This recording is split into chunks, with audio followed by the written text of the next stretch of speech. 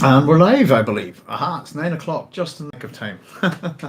Now, I've got my microphone in a little bit of a different position, and I'm hoping you can all hear me okay. Testing, testing, one, two, three. I've got a little green light there. So if anybody's out there, say hello. I'm Doc Sloan. Welcome to my science fiction station. And today our topic is not science fiction, as I'm sure you figured out by the title card. Today we're going to have a wee chat about this man. Here, that's my dad, Terry Sloan. I'm basically going to eulogize him a little bit. So I'm going to give him a good word, if you like, and hopefully make this a little bit interesting, a little bit fun. But this is something I have to do, basically. And I should have done it a wee while ago. And there are reasons why I didn't do it at my dad's funeral, basically, which I'll explain to you.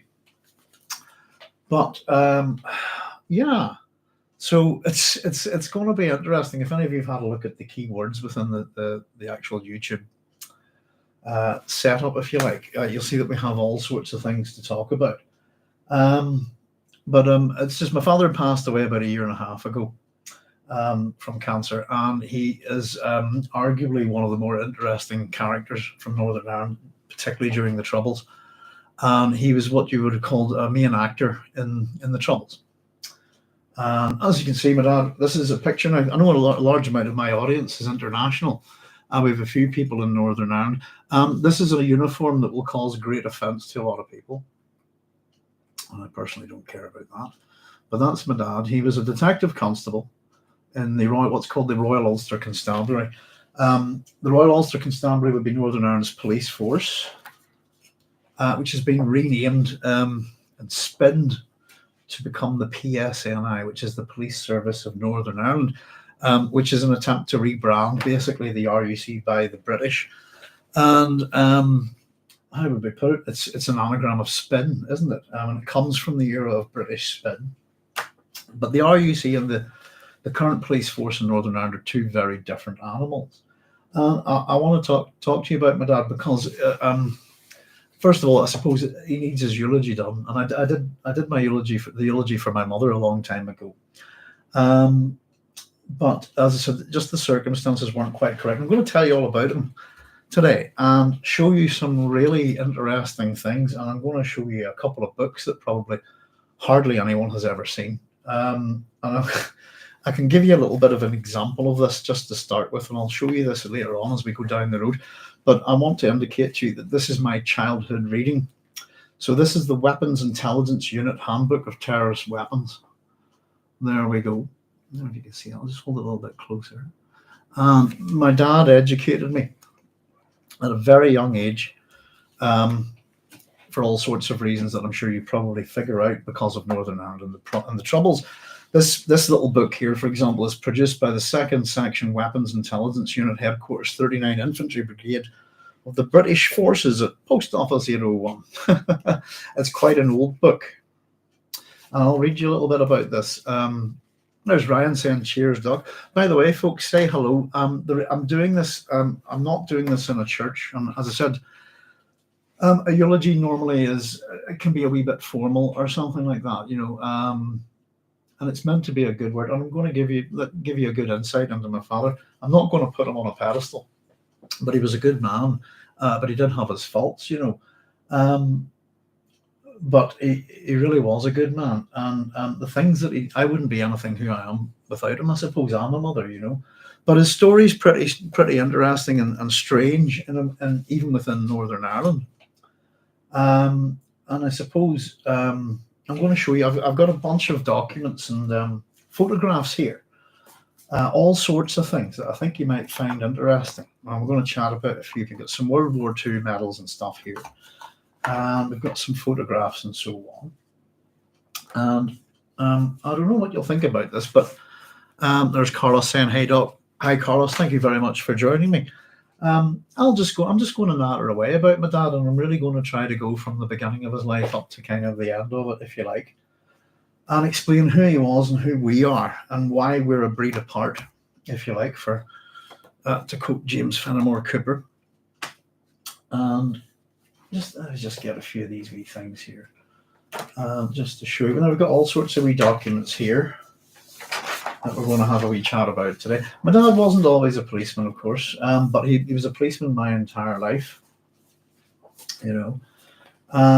Not the case for my brother, and I'm not going to discuss my brother too much at all, um, because he's something else altogether. But simply put, my father and my mother are what you would call war babies. So Terry was born in 1944. My mother was born in 1941. My brother's what you would call a boomer, and I'm what you call Generation X. So just within our family, immediate family, we're actually three different generations. So just to give you the gist of it, my mother, just to explain this, my mother was a Catholic and my father was a Protestant. But and it's one of those things in Northern Ireland. I look at him. I look like him, Carlos. I do. I'm a bit taller than him. I've got some good photos of him here, actually. But yeah, it's an interesting thing. My brother was raised Catholic, and whatever happened to him, basically, my parents made a conscious decision not to raise me as a Catholic or a Protestant. In fact, it started investing in some lies, basically. And so my brother went to Catholic schools while I went to Protestant schools and pretended to be a Protestant and was drilled into what to say. And that was basically for safety. So I was born in 1973. Excuse me. And my father entered the RUC Reserve in 1972. Now, I think I actually have, just to show you this, I've got a picture of his first day on the job. And this is a place in Northern Ireland called Garva, which was his first station. And there he is, as posing in the main street. Doesn't look much different today. On his first day on the job, he had to shoot a bull that was running around the street. And interestingly enough, we'll have a wee chat about shooting guns and stuff like this later. But he had to pay for the bullet, which cost him 50 pence in that day's money, and then had to wait for 6 months to get the RUC to pay him back for the use of his bullet. Which was kind of interesting. So I'm just going to chat to you quickly, give you a wee bit of background about my family. And where do you see the chin? You want to know where my chin comes from? Check this out. Where can I get a little bit more light on here? Hang on a second. If that helps a little bit. There we go. Now, this woman is not my grandmother, but she is my grandmother. This is the woman that raised Terry, and she's actually his aunt, not his mother. So this woman is Charlotte Sloan, and this is a really old photograph of her. And she was a great character. Absolutely loved in this town. At the minute, in Korean, down in the town hall, there is an exhibition of local people over the years. There's a gigantic picture of Charlotte, and it says the Good Samaritan underneath it. So Charlotte's basically the equivalent of my grandmother. My grandmother did not raise, my father's mother did not raise him. And we'll have a wee chat about it. But this is how I knew her. There you go. And that's Charlotte Sloan, who's a bit of a legend in Korean, just for her kindness, really. But I'll explain why. So here's Charlotte had no children of her own. I suppose my dad being born in 1944. What happened, if you know anything about that period of time, is basically, I suppose that I believe that now there's a whole block on this kind of stuff. So just to tell you, I don't know my father's father. And there are people who did know, but refused to let us know. So the general gist is that my grandfather on my paternal side was an American soldier and probably Dutch American.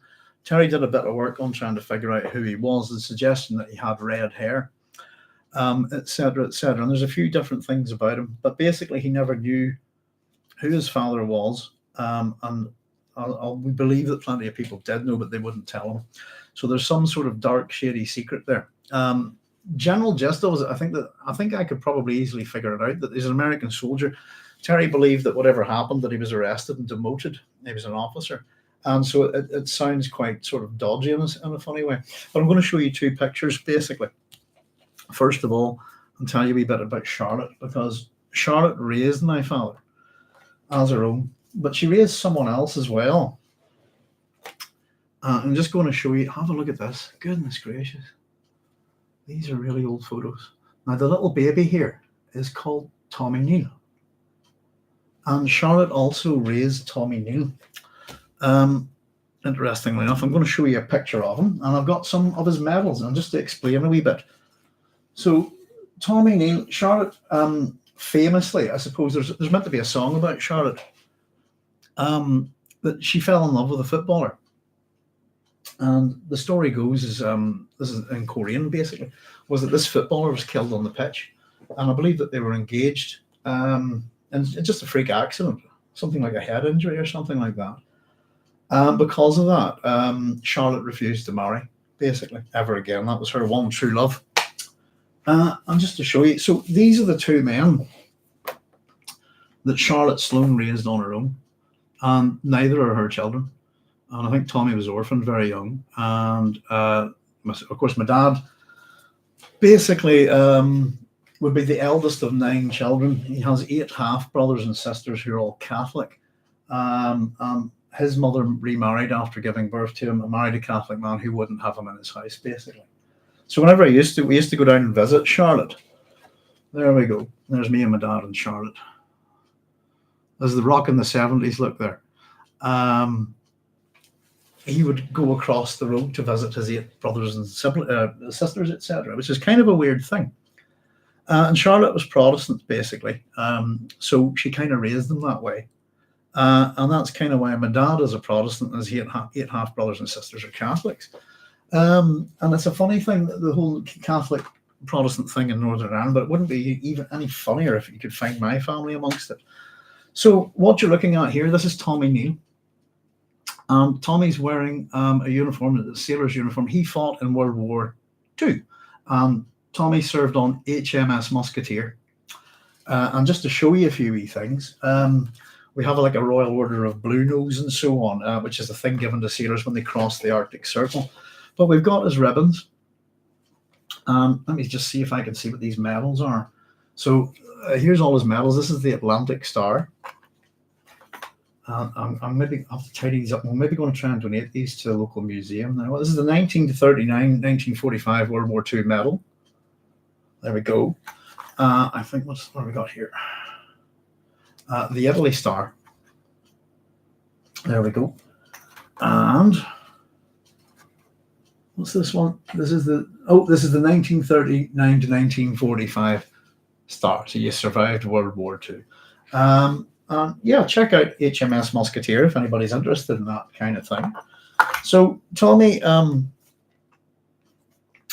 was killed after World War II in a factory accident, would you believe? So he did the full World War II, and whenever he came home, he worked in a local factory, and he was killed, as far as I know. And it's very sad. Just leading on to a wee story about my father and how he ended up being in the RUC, is that my mum and dad also worked in factories. And obviously, I said, I have a brother, etc., etc. And basically what happened was a few weeks, my dad lost all his teeth in a factory accident there. He was nearly killed himself. A couple of weeks before that, some guy had lost his arm, and a couple of weeks before that, somebody else had been killed in the machine. Basically with a young, I suppose I turned up in 1973, but with a young son, my mum and dad basically decided that factory work was too dangerous. And so we applied to join the RUC, what's called the RUC Reserve, which would be a part-time police officer. I hear a noodles barking outside. Sorry about that, folks. And so, I'm going to tell you about my dad's teeth in a wee bit. There's a few stories to do with his teeth. So my dad left this factory work and became a policeman because the factory was so dangerous. And he joined a police force which had the highest fatality rate in the world. For that reason. At the time, by the way, during the Troubles, the RUC had the highest fatality rate of any police force in the world, and second to that was the police in El Salvador, which was, and apparently their death rate, now these are old figures if I remember correctly, but their death rate was 50% of what the RUC's was. And I'm going to show you a photo later on, which my dad used to talk about quite a lot, and it was just simply that how many people he joined the RUC with, and how few, and even when I was a kid, how few of them were left alive.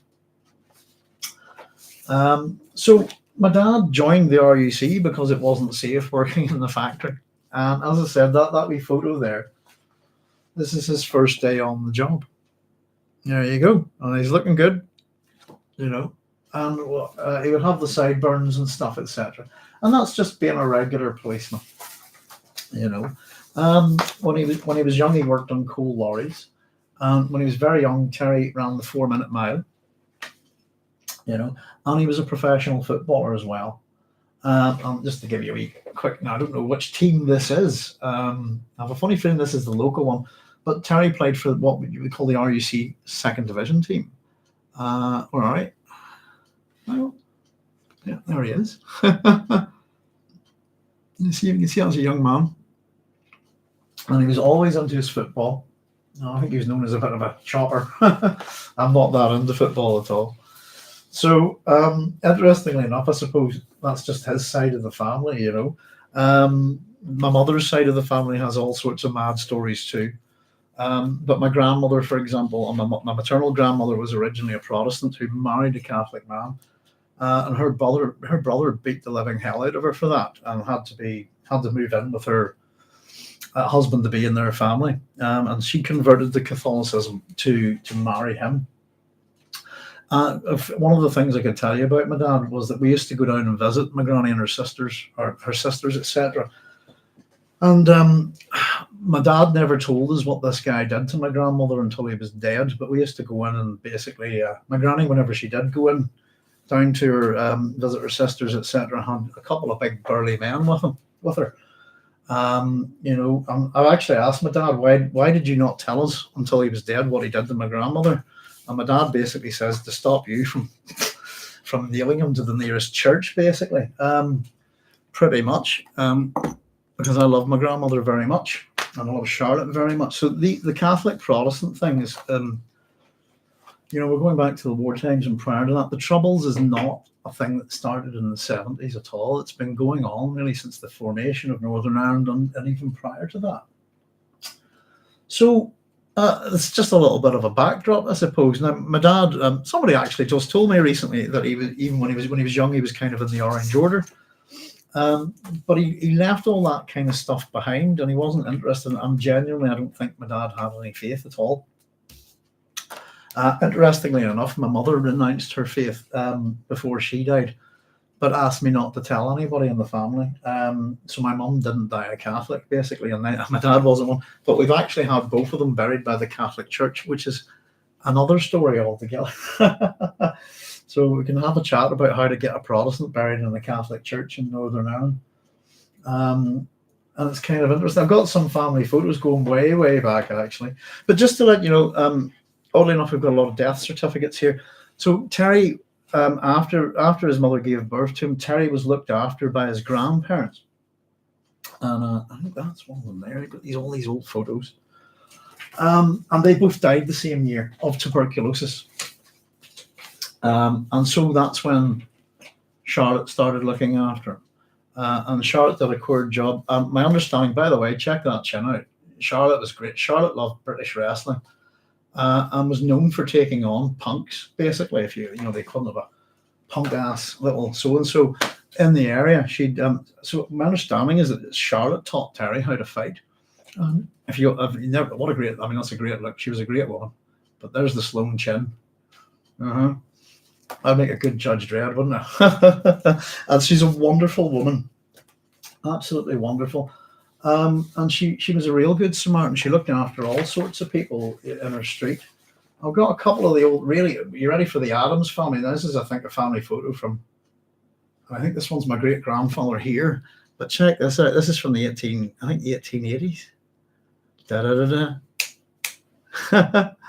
There we go. Old Sloans and all. I think my family includes O'Hara's and stuff like that. But I think this is my grandfather or great grandfather. I'm not 100% sure. I'm the last of my lot, basically, so I don't have too many people to check out on these things. And you know, if fortunately we get a wee bit of writing, I never realised that this little kid here was taught Tommy Neal until today. I just found this, just his name's on the back, and that's his. I think it says that's with his. It's hard to read really, but I think that's with his grandmother, possibly. I'm going to have to see if I can make sense of this. There's a couple of photos. My other grandfather here in World War II. So that's my mother's side of the family were railway men. These boys were Dad's army. These photos are actually blown up from little tiny photographs. Excuse me, which we've got loads of. And there's another. That's Terry. Yeah, the football team. And so Terry joined the RUC. There's the one of me. I think that's my great granny there. I love these lovely old photos, aren't they great? And the other thing I suppose when we get to tell you about Terry is what he did in Special Branch is that he's an incredible photographer. And we've got lots of stuff here. So Terry was raised with Tommy O'Neill. Tommy was killed in the factory. And Terry lost all of his teeth in an accident there. And so my dad's had false teeth from a very young age, which is kind of funny. We've got some stories about his teeth. And Terry was a bit of a slugger back in the day. As far as we know, probably one of the best pugilists in Northern Ireland, if you understand me. I've seen him have to take people out and stuff. And I used to get dogs abuse for my dad's actions in school. I'd have people come in and go, "Don't mess with us." His dad put a guy through a plate glass window last night. And that was his uniform days, this kind of thing. But it makes him sound violent, but he wasn't. If you see what I mean, he was doing his job. And Carlos is saying, as an American, it's hard to understand between the Catholics and Protestants. They're both Christian. It's easily understood, Carlos, is that religion is a tool of statecraft, if we understand that from June. And simply put, the whole British thing, the English interpretation is colonialism through Protestant Christianity. And the Catholic thing's pretty much the same, but they vie for control here. And it's a weapon, really, in that sense, that the superstitions and that if you're not part of our cult, you're going like this thing. And it has just created such hatred in this country. And the violence, the Catholic Protestant violence is generational and goes back so far that it's generally hard for people to forget, I think. I mean, I'm talking about the two, 3 generations above me, and you can see that it's all there. And it's sad because they're all good people, and it's the madness of Christianity, I think, in this country. And when I say that, you have to understand it's not the same here in this country as it is in other countries, And I think, and I'll be completely honest, Christianity is absolutely on the back foot now. Our country is actually being held hostage by the DUP at the minute in terms of government. We've had no government for years. And these are absolute mental case Protestants who seem to have a significant number of paedophiles in their party. Sinn Féin, not much different, That's the political parties. But no, it is. Having buried my father, by the way, a year and a half ago, we got the full brunt of the Catholic Church sectarian bullshit. And had to put them in their place quite badly. Good old classical education, if you see what I mean. But no, it's a bizarre thing, and as you can see, that my family has Catholics and Protestants, people converting to Protestantism or converting to Catholicism because of marriage. And it is an interesting thing that I always look at it as that all Irish people, north and south, well, if you want to, all of the Irish people lost their true cultural identity when Christianity arrived in Ireland in the 3rd, 4th century. I like to think of, the Catholics as green snakes and the Protestants as orange snakes, if you see what I mean. And that Ireland is the Garden of Eden and it's full of serpents. That's my little metaphor for it, But there are good people who are Protestants and there are good people who are Catholics, But it's the hold that the church has on them in this country in particular. And it really does run with a lot of the superstition. We know people who are terrified of going to hell. This kind of thing, and you put me in a room with them and I'll tell them it's nonsense and I'll let me prove it to you, but they won't listen. Cognitive dissonance, isn't it? The church gets them, And I just like Russell, Charlotte, and myself. That's my dad's writing on that. But that's Charlotte was known as Tarly, by the way. And she was a great woman. And Charlotte, she liked her cigarettes and loved watching the British wrestling, particularly guys like, it's very different from American wrestling back then, like guys like Big Daddy. She was a Big Daddy fan, massive, and Giant Haystacks and all of these guys. And so we used to go down and visit her on Saturday mornings, and I would sit and watch the wrestling in the Speedway with her. And I loved her to bits. We got on great. I was very sad when she passed away, if you see what I mean. But, well, some bad family stuff happened there. Terry had to go and sort it out. But the other thing about I suppose people in wills and stuff like that, how people treat the dead in this country is pretty vile. To be honest with you, which is interesting. So my dad joined. This is a photocopy, I suppose, but I'm just going to read this to you. This is the RUC Training Centre. Enniskillen, O class, date of passing out period 18th of December 1974, date of appointment 15th of September 1974. So that's there they all are. There we go. Now, by the time I was about 12 or 13, 80% of these people were dead, which is about 10 years later. Most of them killed by shootings, bombs, a few suicides, this kind of thing, a few with cancer, etc., etc.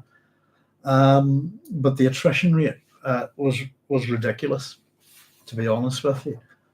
And my dad would often talk about it. It was a thing that bothered him a wee bit. Well, bothered him a lot, obviously, to be honest with you. There we go. Let me just get these wee things out of the road. So my dad became a regular policeman, I suppose, and then off he went to Belfast. And he ended up getting transferred up there. And from quite a young age, I suppose. Now, as I said, I've only ever known my father as a policeman. My brother is not. And from quite a young age, basically started. The troubles were very bad, and started instructing me in things. I'm going to show you this Weapons Intelligence Unit Handbook of Terrorist Weapons, just to explain this. So I'm going to read this wee thing here. This booklet was originally produced. This is it here, sorry. Just a wee bit of background. This booklet was originally produced as an aid memoir for members of the Weapons Intelligence Section of 39 Infantry Brigade. So much interest has been shown by units of the brigade in the original that it was decided to produce it in this form for a much wider audience. It is not intended as a comprehensive survey of the terrorist arsenal, but illustrates some of the commonly encountered high-velocity weapons and interesting explosive items in sufficient detail to, it is hoped, satisfy even the most ardent amateur WIS, which is a Weapons Intelligence Section person. So just to give you an example, just to show you what this book is like. I don't know if you can see that there. And that's the M30 M1 .30 M1 carbine, and there's the grease gun. This gives you an idea of what sort of weapons the terrorists are using in this country at the time. You'll see that a lot of them are American, and a lot of them are Russian, and World War II weapons. There's the Mach 10 M11 Ingram. So I knew all this stuff at a very, I'd say about, age of 8 or 9. There's the 30-06 Browning machine gun. M60. So these are weapons used primarily by the IRA, etc. Some are used by the Protestant ones as well. M14. It's interesting how many of them are American. There's the Heckler & Koch G3. We're into German guns now. NATO. Simonov rifle, Russian. AK-47. The preferred weapon of the terrorist worldwide. The Safin M49 rifle is Belgian. There we go. So European, American, and Russian, that kind of thing. The 30-06 M1 Garand, very good rifle. The Remington Woodmaster is a very good sniper rifle. And the Smellies, I bet you're coming up here next. There they are. The 303 Lee Enfield is the Smelly. That's the short magazine Lee Enfield rifle. And you're going to like any Americans out there are going to like this one on the minute. There's the 223 Mini Ruger 14.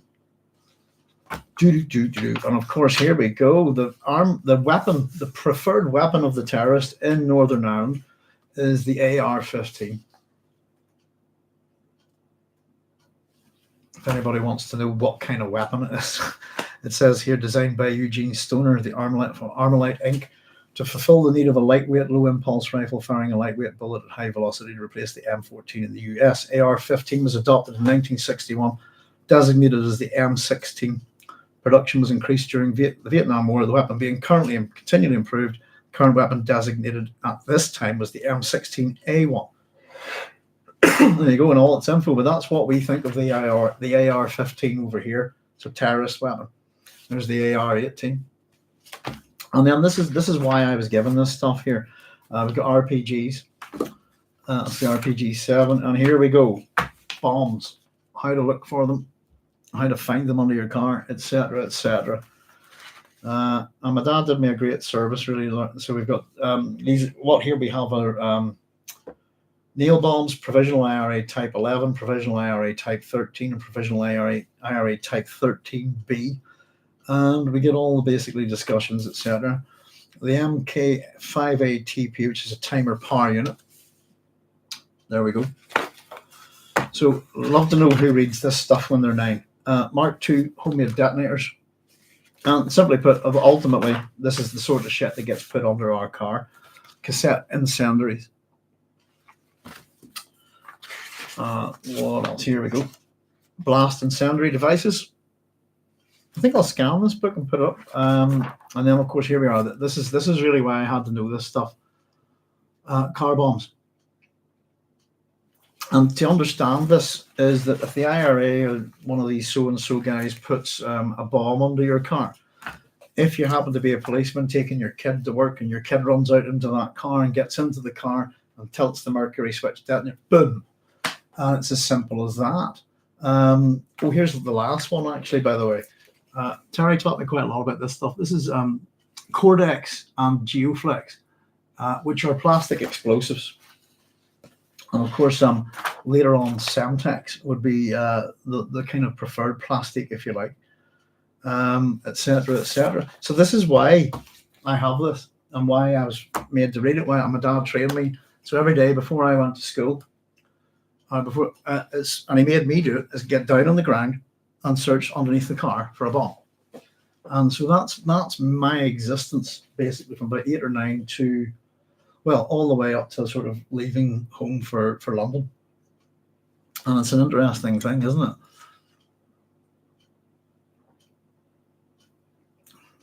Carlos Christianity said, okay, that's clear. My people were converted to Christianity at gunpoint, so I've never had much use for it either.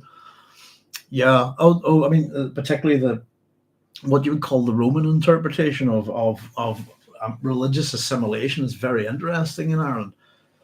And you get to see how the Catholic, if you're a student of history and literature, etc., you get to see how the Catholic Church works if you read all the way from ancient books to modern.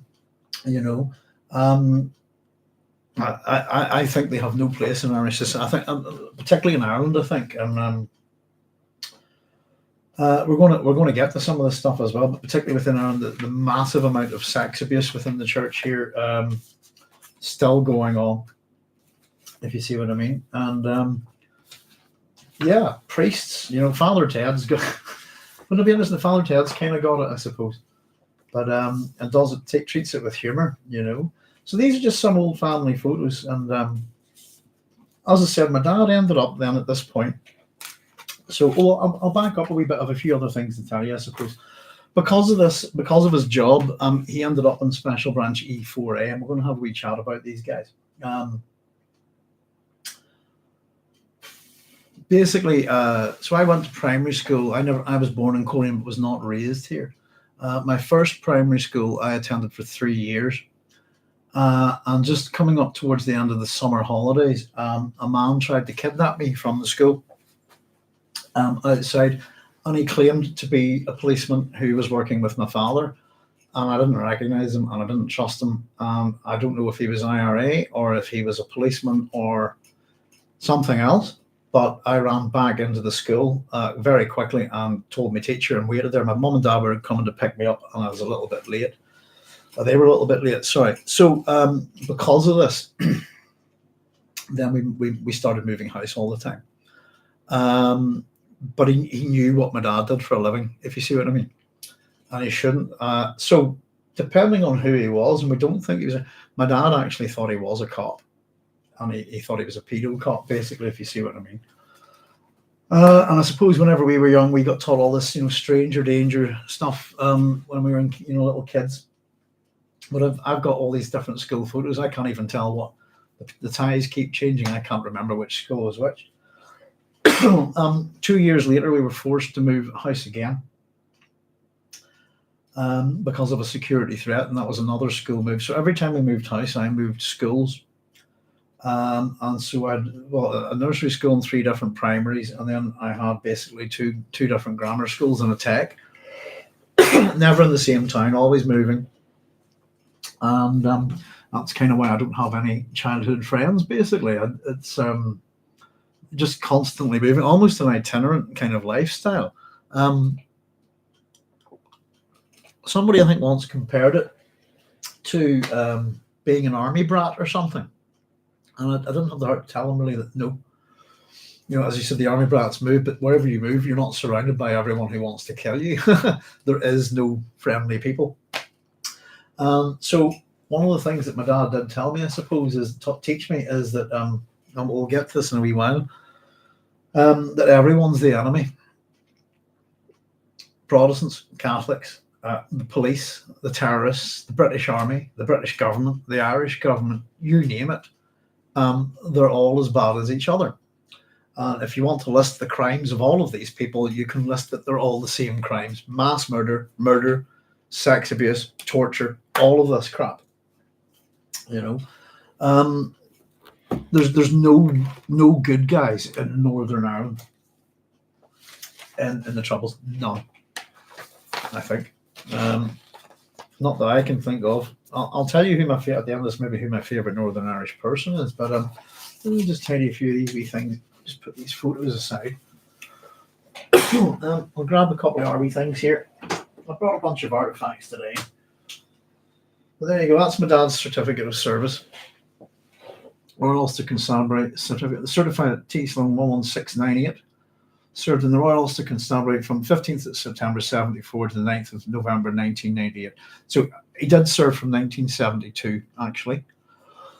Excuse me, but that was the part-time reserve. And constable. My dad never became anything other than a detective constable, and he ultimately returned excuse me, to being a constable in the normal police because he left Special Branch eventually for reasons that we're going to discuss. But basically the main thing that he used to say is the general gist of it is that the police in Northern Ireland at the time, and still today, the police force here now is almost 100% sectarian because of the moron who was the last chief constable here, who's been sent packing. There's a new chief constable here, and I'm wondering if he's picked up any of the key words in this. But basically, most of the cops in this country are either Masonic, basically they're a member of some cult or another. And the last chief constable is trying to get as many wants to get a balance of 50% Catholic, 50% Protestant, which is 100% sectarian. And the English have a blinkers on. Almost everybody has blinkers on about Northern Ireland, that they think you're only Protestant or only Catholic, that only these two communities exist, and that you must be one or the other. And we got this bullshit from the priest recently when he came into this house. He got skilled real bad, real quick. I'm going to show you a couple of books, etc., but I'll just chat a wee bit about my dad a bit. So that's one of the reasons why I reckon that my sleep isn't very good, is from learning to search for bombs before the age of 10, and understanding the bombs is important. How the detonators work, etc., etc. No, sorry, bear with me a wee second. I was going to make. I'll just be right back. Sorry, give me 1 wee second, folks. I've lost something.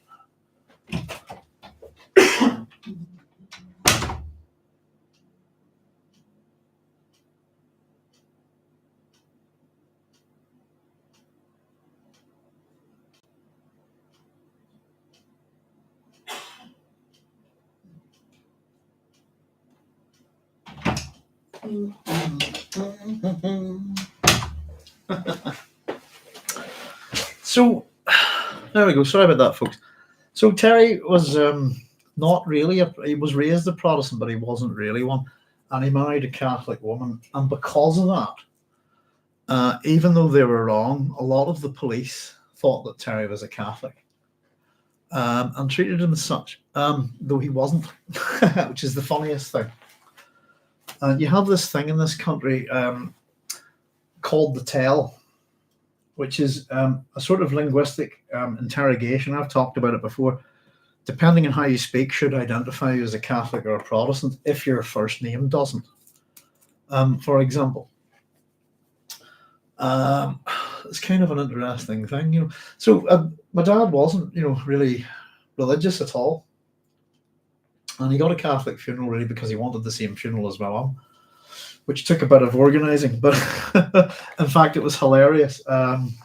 And I'll tell you a wee bit about it later. But it's one of the most stupidest things ever. Not, you know, yeah. I'm interested, Carlos.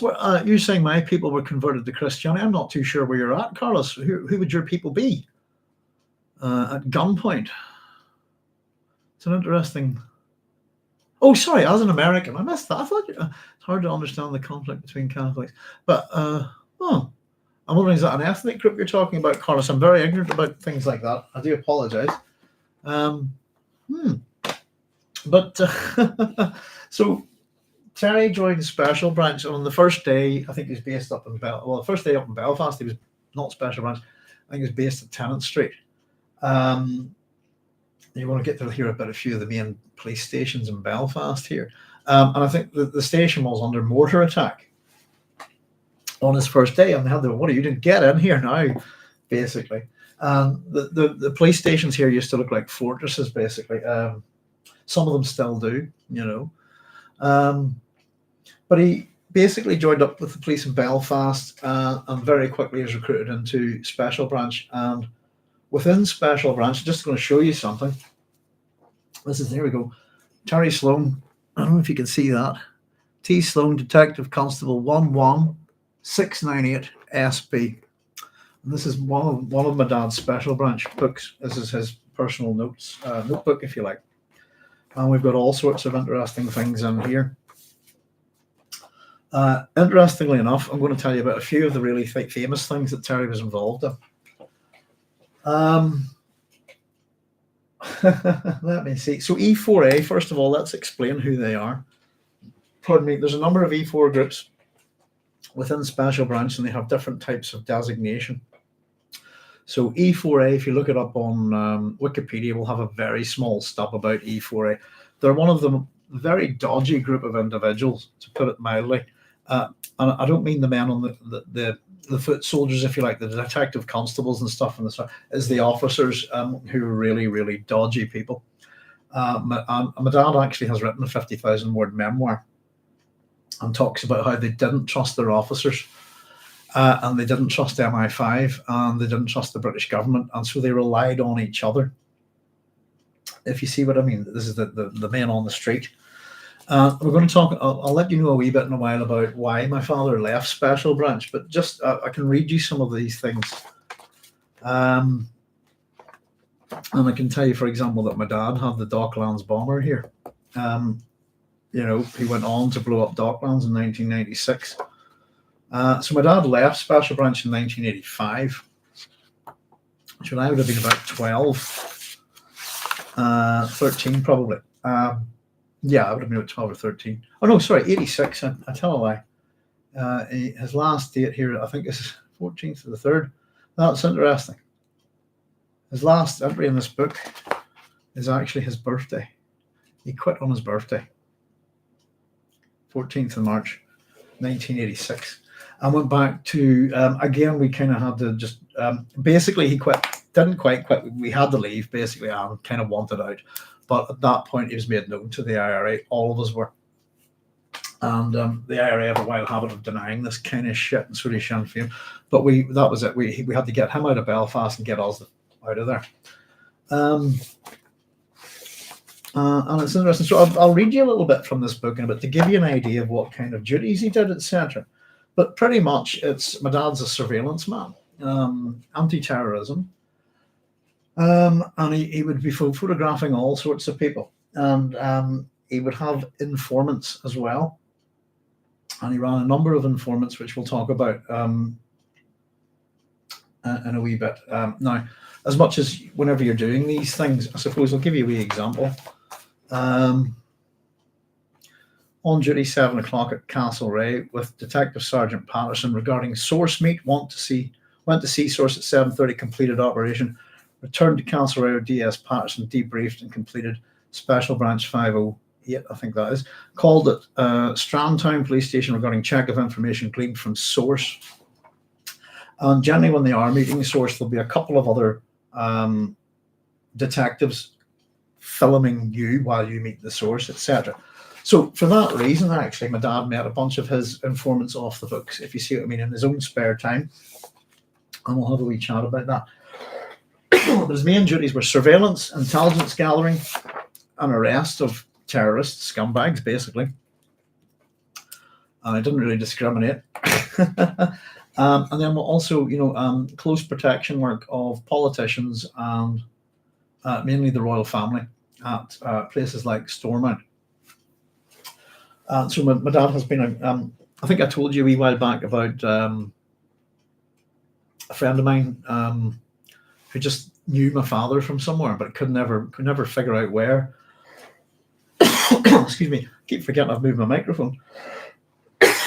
And I think I said to you, ultimately, there was a photograph. He was a chartered accountant, and there was a photograph of my dad on his boss's wall, and it says, "Dad, his boss meeting the Queen, and my father protecting the Queen right next to her."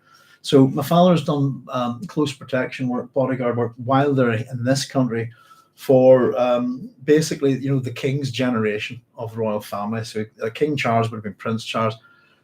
We've got Princess Diana in this book.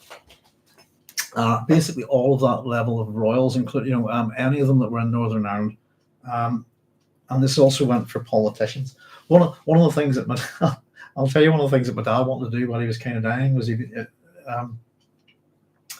was remembering things. He was kind of a bit delirious from the drugs and stuff. Apparently, some politician punched him once in Stormont, and he was unable to kick the shit out of him back. And I think my dad always wanted to kick the fuck out of this guy. Because he's just a cheeky politician. My dad was there to protect him, and I think he decided politicians are like that in this country a wee bit. But I don't think my dad. I can tell you a few wee funny stories about that kind of thing. So that was his duties, I suppose: surveillance and arrest and running operations on these guys. And my dad, basically he was based in Castlereagh Police Station, Castlereagh headquarters. And there's been an awful lot of nonsense over lately about how the IRA walked into the door and stole all this stuff from this place. I've been in and out of that place, and no one's ever batted an eyelid. I was in and out of that regularly for 5 years. My dad would take me there, and I'd be sitting there, and because there's a dark room up there, and that's where on his time off he would go and develop photos. But also particularly school holidays, he would take me with him. And then also that we used to, how would we put it? He used to take us we used to go up once a month to Belfast for family shopping. Excuse me. And this is kind of the connection to science fiction, I suppose. We go to Smithfield a lot, and there's like the shop called the Modeller's Nook there. Became the Dungeon, which was a Dungeons and Dragons shop, and that's where I got into all this stuff. But my dad would often meet his informants off the books there, and occasionally he would take me with him. And so when we were talking about the Lone Wolf and Cub thing, you have to understand he'd be an undercover detective here. And one of the smartest things to not look like a policeman is to have a little kid with you.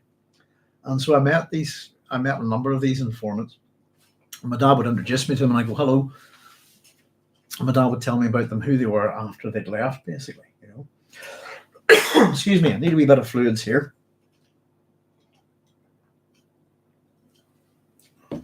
Now, just to sort of put some of this in perspective, the kind of work that my dad did. Once, whenever I was very little, my dad came home covered in other people's blood and hadn't got spare clothes at the police station. So he'd spent the whole day lifting bits of people's limbs and body, from a massive bomb blast. He tried to hide it from me, but I saw it. It's one of the first images of my father in police uniform is absolutely covered in blood. And I mean, head to toe, dried cake blood, and get upstairs quickly and get that uniform off, all this kind of stuff, And it really started to, I suppose, impact on us. The troubles were really starting to kick off in the early 70s, and it just wasn't the same, as being a policeman prior to that. My father is the last man out of a couple of buildings that were blown to bits, as he evacuated them, and he held the doors open, getting it. He was the last person out. And he saved an awful lot of people's lives. He's killed a couple of people as well who were trying to kill him. And I don't think he was ever particularly happy about that, but he was extremely good at what he did. And my father taught me how to shoot at a very young age as well. Not that I could probably do this anymore with my eyesight, but he's an exceptionally good shot, and so am I. So my eyesight's gone to shit now, but when I was a kid, I could dot your eyes and give you a smile with a Walther.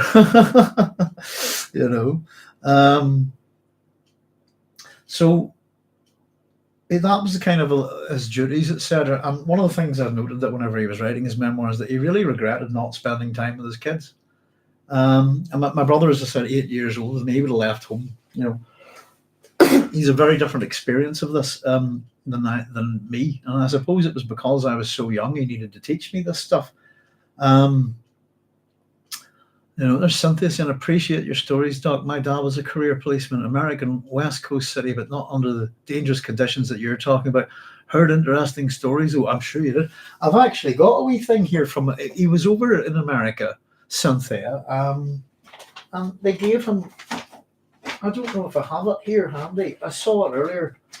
I thought I maybe left it out. But they gave him, would it be Garden City Police Force? Is that Garden City? Is that a place in America?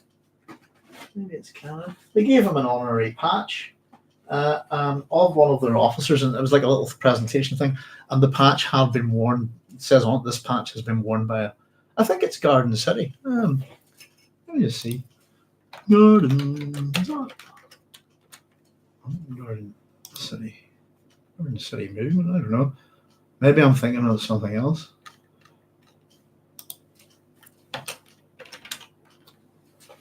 Garden City, New York. That's it. Would have a police department, I think. I must see if I can find it. Yeah, American West Coast. I don't know, Cynthia. Policing in America seems incredibly dangerous these days. America West Coast city, but not under the dangerous conditions that you're talking. Well, as I said, this is the height of the troubles. Really, when my dad got out of it, it was getting really bad. But as I said, he'd done his bit, and we were under threat at that point. The two things, I suppose, interestingly enough, that we'll have a wee chat about. Two things that happened in particular. And first is, now you might have heard all of this nonsense about, not nonsense, sorry, you might have heard all about the Jeffrey Epstein, Prince Andrew, etc., etc., etc. And the big, huge paedophilic sex scandal in Britain at the minute is with Jimmy Savile, obviously. And I suppose the question is, did Jimmy Savile come over to a place called Kincora? But Northern Ireland has a children's home called Kincora, which is basically was used as a paedophile place, and it's fundamentally associated with certain Protestant politicians, English politicians coming over, and in particular the King's favourite uncle, Lord Mountbatten, he was a complete scumbag, and the IRA killed him.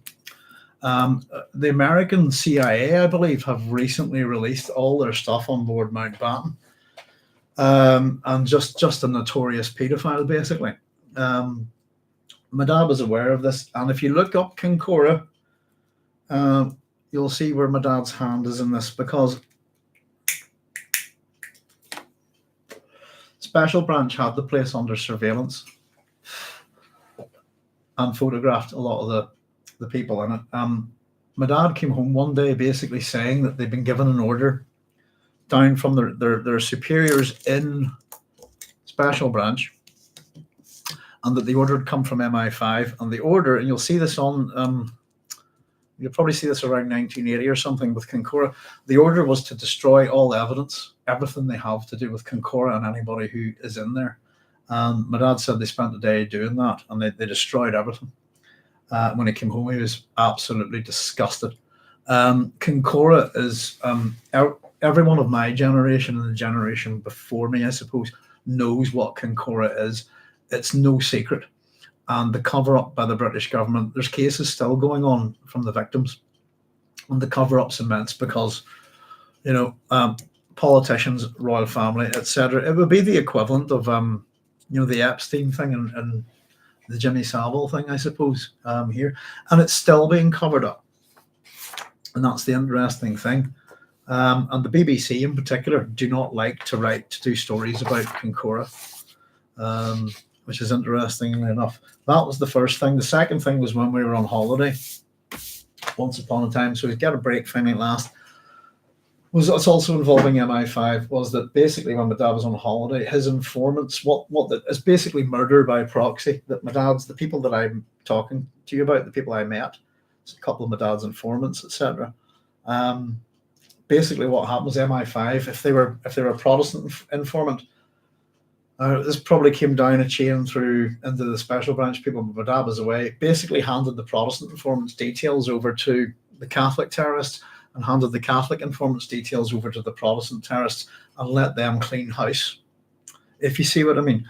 So it's basically, MI5's hands in Northern Ireland is very, very bad, covered in blood all the way. And that's basically the military murdering British civilians. So there's ways that the military operated in Northern Ireland that were meant to get around that, if you like, that they were just there to support the police. I can tell you, I've actually nearly been killed by a British soldier who, with a platoon, who just jumped out on me with a battle rifle. And I nearly killed him myself, actually. Nearly ran him over because I was doing 60 miles an hour. And they're not supposed to operate without the police in this country. But they did. And generally, my dad, by the way, as Special Branch E4A, the military that he would work with would be the SAS mainly, and I said MI5. And my dad was absolutely disgusted by this. And the wee man, particularly that I met, the wee lad, my dad had to tell me that when we came home. Do you remember that wee lad we met there about a month ago? I thought he's been murdered. And my dad told me what they'd done. And so a lot of, there's a few famous people, I suppose, have had parents murdered, etc. here because of something similar. And I'm sometimes wonder if they even know that their own government had a hand on it.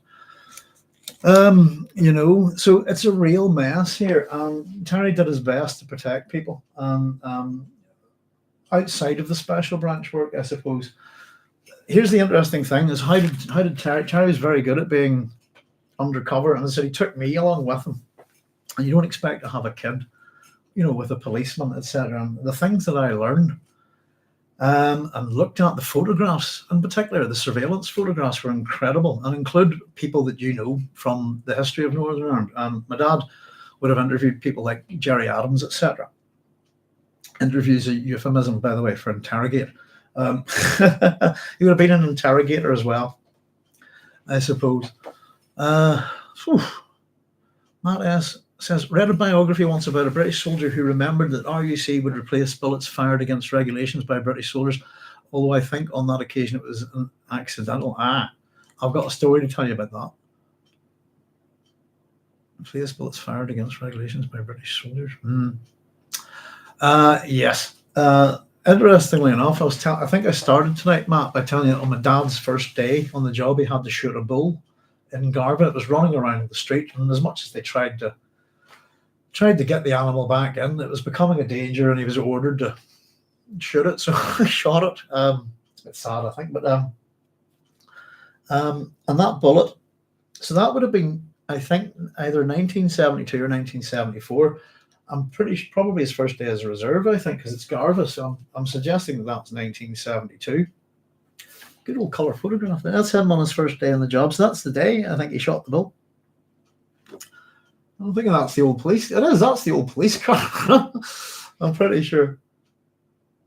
Dear. Pardon me. So couple of funny stories from Terry here. Just to let you know, the reason why I'm doing this eulogy this way is my dad loved telling stories, and he was a good storyteller, and it's the kind of thing that runs in our family.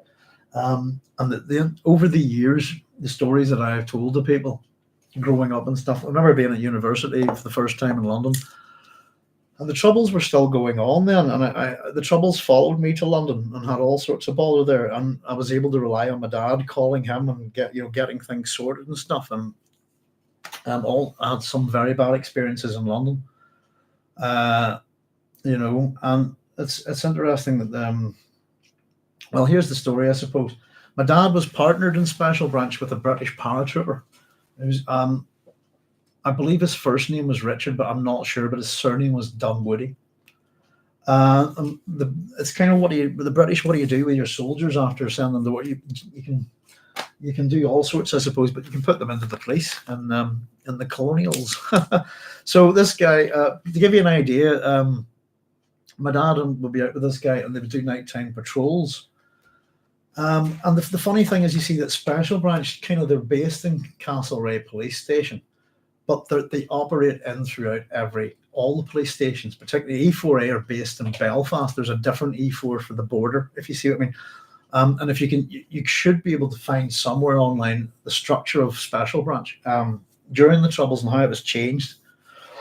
But this is a good one, just in relation to the politician. A couple of his funny stories was that in terms of bullets, my dad used to take me shooting all the time, and that basically, as much as when he was in uniform, as way back at the start of his career, fired that bullet, he had to fill in a docket for it and pay for that bullet, and it was 50 pence in English or British money at that time, and he got refunded for that bullet 6 months later after the process, if you like.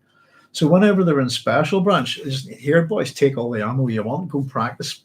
And my dad used to take me shooting at dumps, basically car dumps, old automobile dumps, this kind of scrapyards and things. And there's a couple of them in Belfast.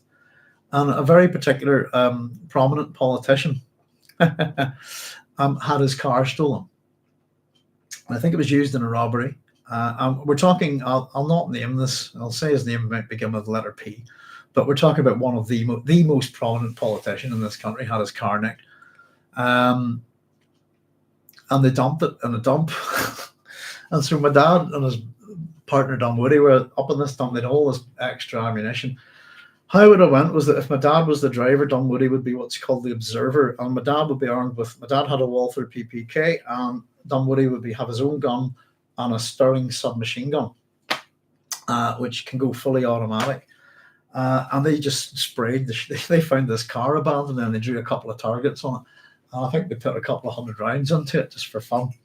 And when they're sort of cooling off, you're going, the radio goes, and it just says basically, be on the lookout for this car registration. And the both of them turn around and go, oh shit, and they've shot it to bits. So they just picked up, and it was what you're saying, Matt, about the bullets, picked up the radio and just goes, roger that, control, we've, whatever that was, Sierra Tango or something those days, we found the car, the bastards have shot it up. And just, so the idea was, back then, was that the IRA had stolen this car or something, used it, abandoned it, and then shot it to bits. And it's just to let you know that my dad and Dunwoody shot it to bits. It wasn't. So it used to take me shooting in dumps and stuff like that as well. The other story actually to do with my father and Dunwoody is that at the time of a fatal shooting, and again it's to do with the amount of bullets that these guys would fire.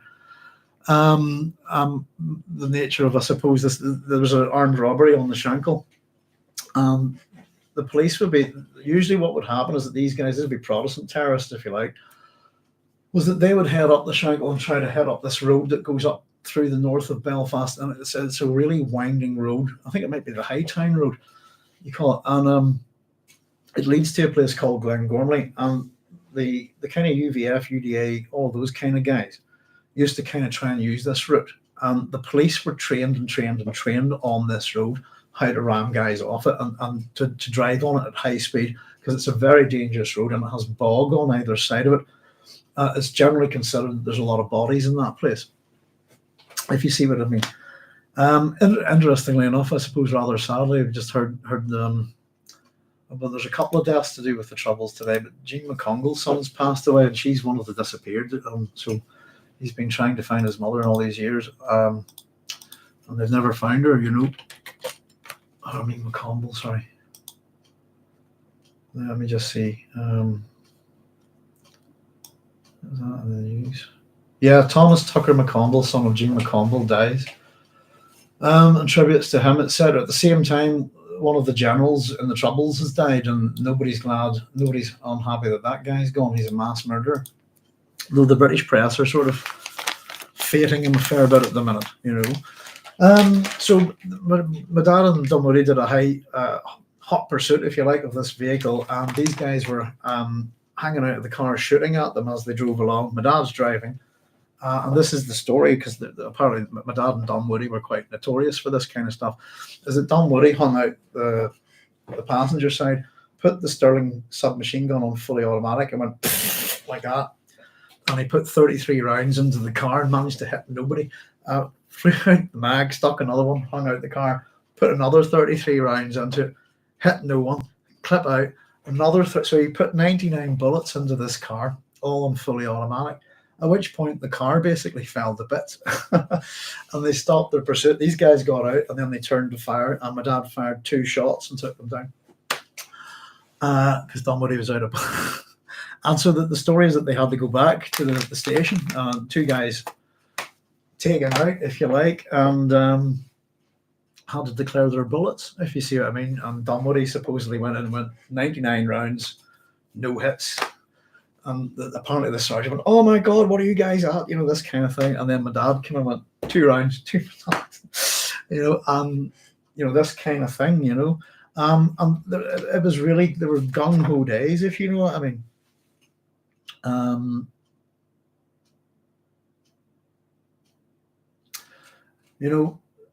I think his partner Dunwoody died of cancer eventually. I think, I think they work well together.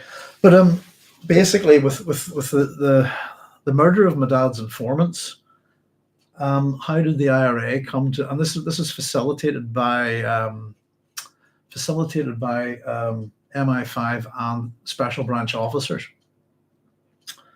Was that basically if the IRA had the Protestant informers, they tortured them first.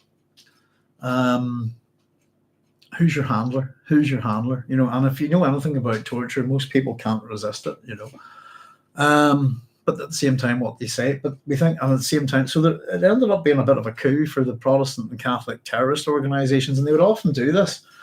Is that a lot of people don't understand is that rather than clean in-house, they would hand their people over to the other side so that they could murder them, if you see what I mean.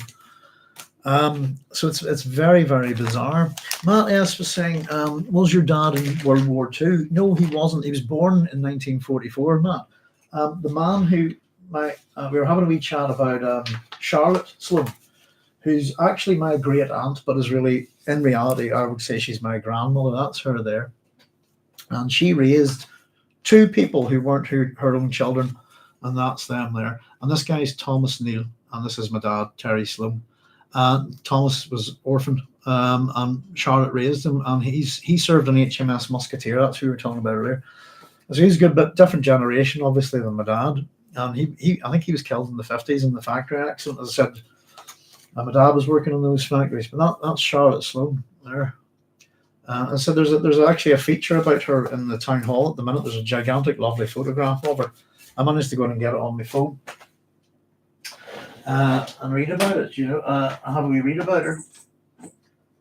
Let me just see. There are all these sorts of things there. But my mum and dad's story was a real love story, We got it, and he was devastated when she died. That's them getting married there. The local paper did a lovely piece on my mum's taffeta wedding dress. There we go. That's their wedding day. Taffeta. Just a couple of RE things here. And I'm going to tell you probably a couple of bad stories, but not from my dad. But this is the George Cross citation given to all members of the RUC. There we go. I'll just read it. It says, for the first 30 years, The Royal Ulster Constabulary has been the bulwark against the main target of a sustained and brutal terrorism campaign.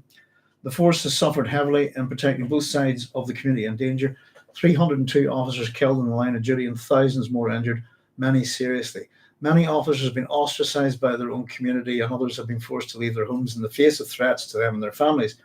As Northern Ireland reaches a turning point in its political development, this award is made to recognise the collective courage and dedication to duty of all of those who have served in the Royal Ulster Constabulary. I have accepted the danger and stress that this has brought to them and their families. Oh, I'd love to say something to the person who wrote this. No one gives a shit about the stress and danger that it brings to their families and power.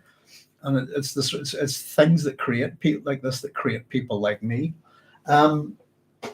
Just to let you know. So because of that, every year at Christmas, this is an interesting thing. There's a secret base in Belfast. And what they used to do at Christmas once a year, they'd get the families up of Special Branch people and do a thing for their kids.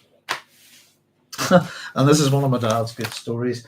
So I would go and meet these kids at Christmas, and it would be a great day out. We'd love it. I loved meeting them, and it was, everybody there was safe, if you know what I mean. And you got to meet these kids who are in the same boat as you, and you stopped going to this when you got to about the age of 11. That was it. It was for the little kids, really. And the British Army would, lend a helicopter to Special Branch and, parasail, or whatever you call it, abseil down, is it? Sorry, I'm not sure what the term is. Santa Claus would come down from the British Army helicopter and come in and bring all the kids stuff, keep presents and things. And it was a good day out, but it was a real hush-hush kind of thing. And so from a little kid onwards, my dad, he would be the person that went and bought all the toys for all the kids up at a place called Knott's Corner Market. And he was always involved in charitable stuff. And so each year I would go to this. My brother was of an age where he would be too old to go to it. But then you'd be going there some years and you'd be chatting to these kids, go, I remember you, Ross, how you doing? Yeah. And they go, do you remember little Timmy or something? Timmy's dead. And his daddy, they were blown up, this kind of shit. Which is not a thing like this. It's a once a year club for kids. And you go and you'd be chatting to other kids. Some kids have been orphaned. Some of them, some kids have been killed. And it was really the most strange and surreal thing, And in particular, there's a really good one now. My last year there, if you want to know why I don't believe in Santa Claus, was that the army brought in Santa Claus to down on his, with his. The idea is he had an empty bag, and then he'd rush in the bum and give him the bag full of presents. Unfortunately, that year Santa was pissed and came down and broke both his legs.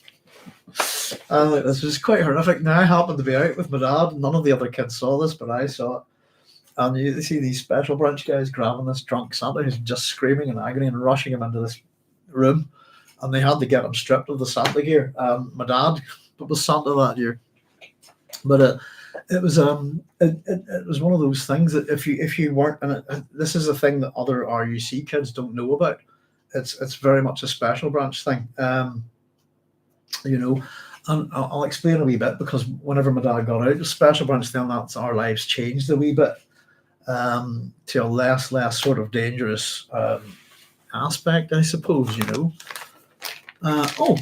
Carlos is answering. My mother and grandmother were. Now, am I going to pronounce this right? Is that how would you say it? Yaquai or Yakui Indians? I tell you what. Also part Apache, but it wasn't consensual, so we don't really claim it. Oh, fascinating.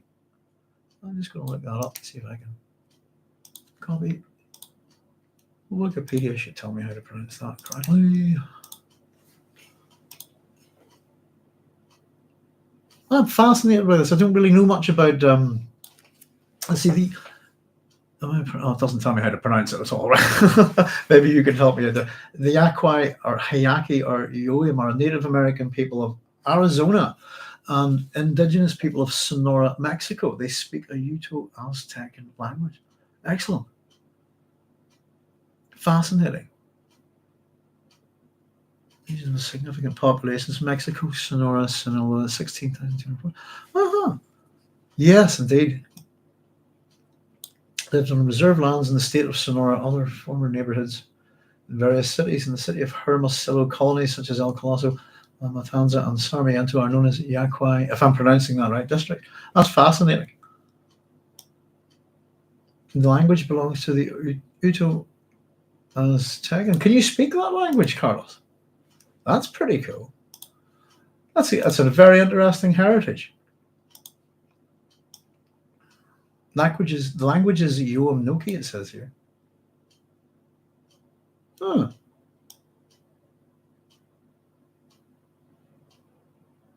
Must have read it. I'm going to bookmark that, Carlos, and just have a wee read at it. Seems quite interesting.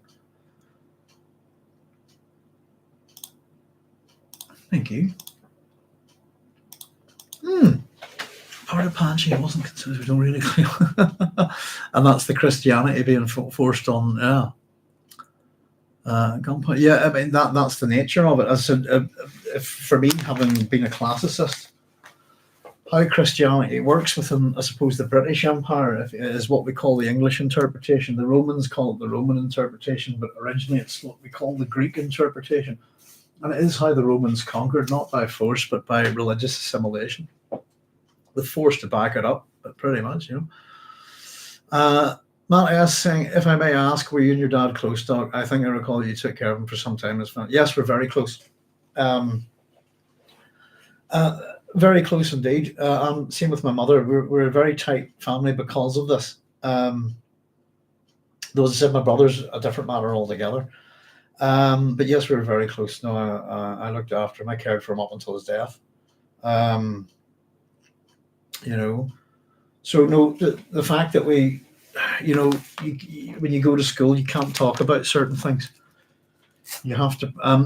As many of you might know me, I've talked about my dislike for lying. If you like, I hate lies, and it's kind of because I was forced to lie. If you see what I mean, we had to create an identity. When I was young, basically, so that we don't give away my dad's job, that kind of thing. There's ways that it can happen anyway. You see what I mean? And you have to be careful. But you have to be careful around your friends. If you don't know if your friends at school or their dads are little murdering scumbags or not. A lot of people would be in things like the Orange Order here. If you're a Protestant, most likely, a lot of the terrorist organizations recruit out of that. The Protestant ones, for example. Sinn Féin tended to recruit quite a lot out of Queen's University, which a lot of people don't know is a Catholic university. Trinity University in Dublin is a Protestant university.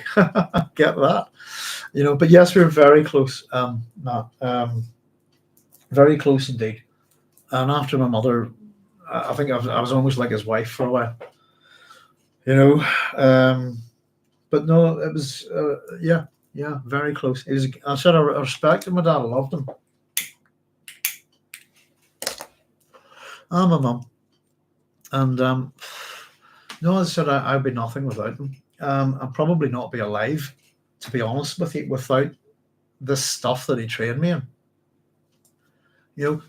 Seriously, who reads shit like this when they're 9 years old and is read this, learn it? One of the things that I used to do a lot was I actually used to doodle this. I used the acorn with the bomb in it. This is which is the second section weapons intelligence units logo. There's all sorts of things that would easily give you away, I suppose. Not much about the Queen's that's Catholic anymore, Doc. Probably not. And it's originally a Catholic university, Jude. And that's the funny thing. It's the main one in Northern Ireland.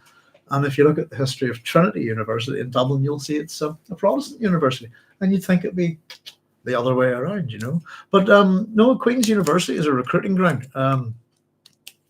Long time, I said we're talking along, it's different time now, I suppose. But not everything from the Troubles has disappeared, But I don't know. Queen's is a bit funny these days, isn't it? University of Ulster, its reputation's gone to shit. They've been caught lying, trying to pretend that they're a good university when they're not. But the fact that you need to take these adverts down, they're not true. That kind of thing. And they're still at it, but it's not a good university. Can't really comment on Queen's, never went there. But yeah. As I said, I think it's because he took me to do also. The other thing, it's not just all about this kind of stuff, Matt. My dad took cinema was our great kind of thing. And my dad would take us to a cinema in particular in Belfast called the Strand Road Cinema. Me and my brother would go in and watch. It was the family thing that we got to do. And it's my love of cinema, and particularly the Strand Road Cinema. I think it's still open. The great films that I saw there as a kid, and that was a big thing. My dad introduced me to cinema, and I loved films as a kid. And that no, he's a very open-minded man. That's the thing, and he was smart. And if we discuss that attrition rate of police officers, he survived, and they didn't get him. If you see, we often say that they never got us, and we got a few of them actually, but they never got us. But yeah, we've had a few incidents later on in our own home and stuff, and I'll get to. But as I said, trying to do this wee kind of eulogy is a good word, but my dad loved telling his stories. And I don't really have any friends. I don't attend the churches, and I couldn't really talk about this stuff because of, I suppose, because of A, his mother's family, and B, because of my brother being there. And my brother did some very, very bad things to my mother and some very, very bad things to my father when they were both dying. I'm kind of the thing between them. If you see, I have to defend my parents against my brother's a monster. He's to the dark as I am to the light, if you see what I mean. But yes, there's a joke. Matt says that in Northern Ireland, a Jew might be asked, are you a Catholic Jew or a Protestant Jew? I'm Jewish, so that's fascinating to me. Any religion at all. That's correct. Yeah. We have a small Jewish population in Ireland. I think not too many. I think it's hard to tell the Jewish population in Ireland because the country's split. So in terms of census figures, I think there's about 3,000 Jewish people in the south of Ireland. But to figure out how many are in Northern Ireland is almost impossible.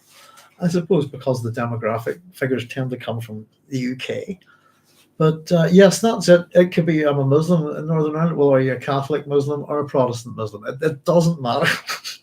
And as you said, you see, the thing is that whenever I was burying my father, the Catholic priest walked in here. And the ridiculous, I've got to tell you about it, is that my brother did not know that my father was a Protestant. He went to the Catholic Church to arrange his funeral, chatted with the priest, and then he came back here and figured it out, and then he ran away, basically. And then I had to go make arrangements with the priest and discuss that I want my father buried in the church. The service in St. Malachy's Catholic Church, not because he's a Catholic. And I was honest with the priest, because he's not, but because my mum was. And my mum that was her funeral service, and my dad wanted exactly the same funeral service as my mum. That was it. It's got nothing to do with being a Catholic or a Protestant, But certainly the way the priest came in, he treated us, first of all, as Catholics and then as Protestants, and didn't understand that there's no, And then I basically went, I'm a classicist. You know what that is. Do you want me to educate you about Jesus? Then keep your sectarian nonsense to yourself. But and he did, to be honest, and I'll be honest with you, this priest wasn't from Northern Ireland, and he didn't know, but he'd been educated in the same amount of bullshit that you'll get out of both communities, and that the UK loves to promote. The British government loves us. If you look at the history of the British government throughout the ages, look at India, look at Northern Ireland, look at anywhere, they love to partition places, split the people, feed guns into them, because that's what the British do. They sell guns, and they love creating conflict around the world. And it's a thing like empire. Unfortunately, the British have got it coming to them now, because all empires fall. And if you understand how empires do collapse, is that they collapse to a small nucleus. And as they say, the barbarians are at the gates, and they don't even know, But I hear atheists getting asked that all the time there, Matt Law. Sometimes they're even joking. Yeah, it's silly. Within the primary school education system at the minute, culturally speaking, we have there are 100 different spoken languages now in Northern Ireland. There you go. And we need new blood. Being an insular place, things like the Protestant ascendancy, it's left with a lot of it, unbelievably inbreeding and stuff like this. But yeah, very close to him. I wouldn't have been able to care for him the way I did, to be honest with you, if we weren't close, But it's the same for my mum. I was my mum's primary carer for 6 months while she was terminal. I was my dad's carer from then on, basically for 13 years. And again, I was his primary caregiver while he was dying. I had to run the show, But we got a lot of help this time from the likes of you'll see my wee Marie Curie. All right, if I can do my hat. That's so weird. How to do that? There we go. We'll go that way. Hang on. There's my wee Marie Curie flower, for example. And because of we'll get on to some of this stuff, I suppose. But because of it, myself and my dad, we raised a lot of money for cancer charities following my mum's death with our band, Happy Shrapnel, and he's what we called the roadager. Part roadie, part manager. He loved the band, and he was its biggest fan. He loved music, Where else in the world? It's proof that Western Christian societies are no different than any others. Oh, sorry, I missed the comment there, Matt. Sorry, let me back up. I studied ethnic civil war in college and graduate school. The modern world has no real solution other than war between societies that become so estranged. I liken the troubles to ethnic conflict anywhere else in the world. It's proof that Western Christian societies are no different than any others. It's an old evil here, I think, though. The British and Ireland's been invaded so many times. Our history is the history of invasion. That one of our major mythological sects is called the Book of Invasions. But the interesting thing about the Irish is that they're even the Catholic Church assimilated into Irish society, partly through what we call the Roman interpretation of Christianity. But the only people who never were assimilated here were the English and Scottish planters, and that's kind of led to that culture. So the plantations in Ireland, and particularly here in Ulster, are basically the practice run for all the plantations and etc. in America and the Americas and stuff. So the whole slavery thing and all of that, not too bad here, but it was. They did their test run really for empire here. And that's at least 400 odd years, But it's been all sorts. But there's a lot of old wounds and old blood, I suppose. But it's Christianity, and I've listened to these people, by the way. They do. It's us and them, always. And they strive to push their differences on people, and this sense of, believe it or not, sense of superiority that each side of Christianity has over the other, while pretending to have humility. It's my experience that most Christians in this country do whatever the hell they like, whether it's illegal or criminal, and then they run and ask Jesus for forgiveness afterwards. And that's a false morality. If you see, in fact, it's immoral. And I look at the Catholic Church as, I know exactly what it is, and I have no ifs or buts about it. And the Protestant Church is just pretty much the same thing. But the Catholic Church is the old Roman Empire left over, pretty much. It's been a hiding place for a certain type of people for years. But you can read things like this in even Chaucer and stuff, Where else in the world? It's proof that, Western Christian society is no different than any others. I totally agree. I tend to think that generally the Abrahamic religions like to kick off a lot, but I would actually see, Matt, the Jewish as the least bothersome people in the world in terms of their religion. But at the same time, look how hard the Jews have had it over the years. It's where does that come from? Where does that raw hatred come from? It's ridiculous. Especially what's going on in Israel at the minute, and the Lebanon and stuff like that. Old conflicts. I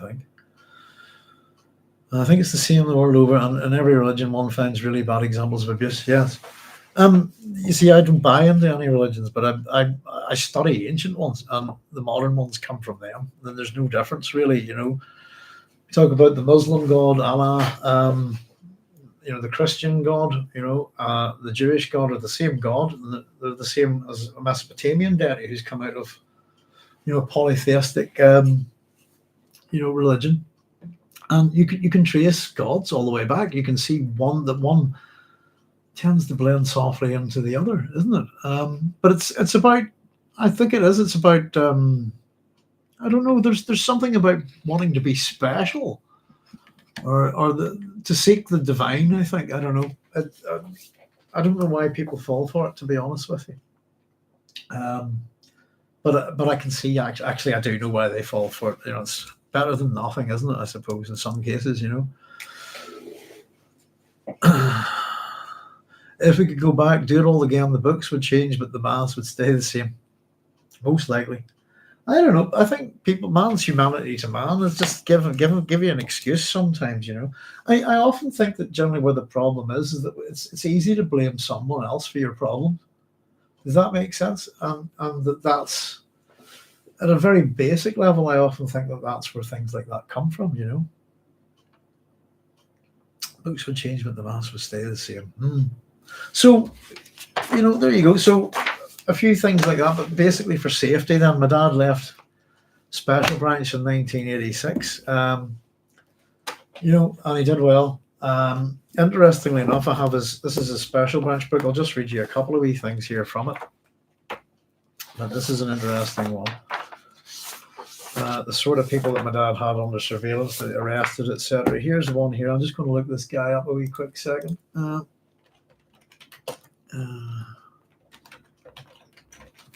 Basically, I have an operation described. It's not that one. Hang on.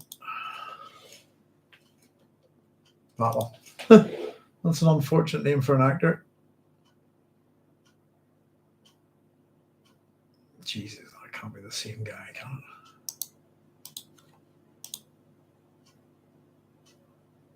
No, sorry, hang on. Now, here's a good one for you. I nearly got lynched in London once. Hey-ho. The London Docklands bombing, also known as the South Quay bombing, or erroneously referred to as the Canary Wharf bombing, occurred on the 9th of February 1996 when the Provisional Irish Republican Army detonated a powerful truck bomb in South Quay, which is outside Canary Wharf. The blast killed 2 people and devastated a wide area, causing an estimated £150 million worth of damage. The IRA had sent warnings 90 minutes beforehand, but the area was not fully evacuated. As well as the 2 people who were killed, more than 100 were injured, some permanently. The attack marked an end to the IRA's 17-month ceasefire and came just over an hour after its declaration to Irish broadcaster RTE. The IRA agreed to a ceasefire in August 1994 on the understanding Sinn Féin would be allowed to take part in the peace negotiations, but resumed its campaign with the Docklands bombing when the British government demanded full IRA disarmament as a precondition for talks. After the bombing, the British government dropped its demand. A few months later, the IRA detonated another more powerful truck bomb in Manchester. Here we go. IRA member James McArdle was convicted of the bombing in 1998. He'd been a member of the IRA sniper team in South Armagh. He was released 2 years later under the terms of the Good Friday Agreement. So that man did 2 years for multiple murder. And that's the real problem here.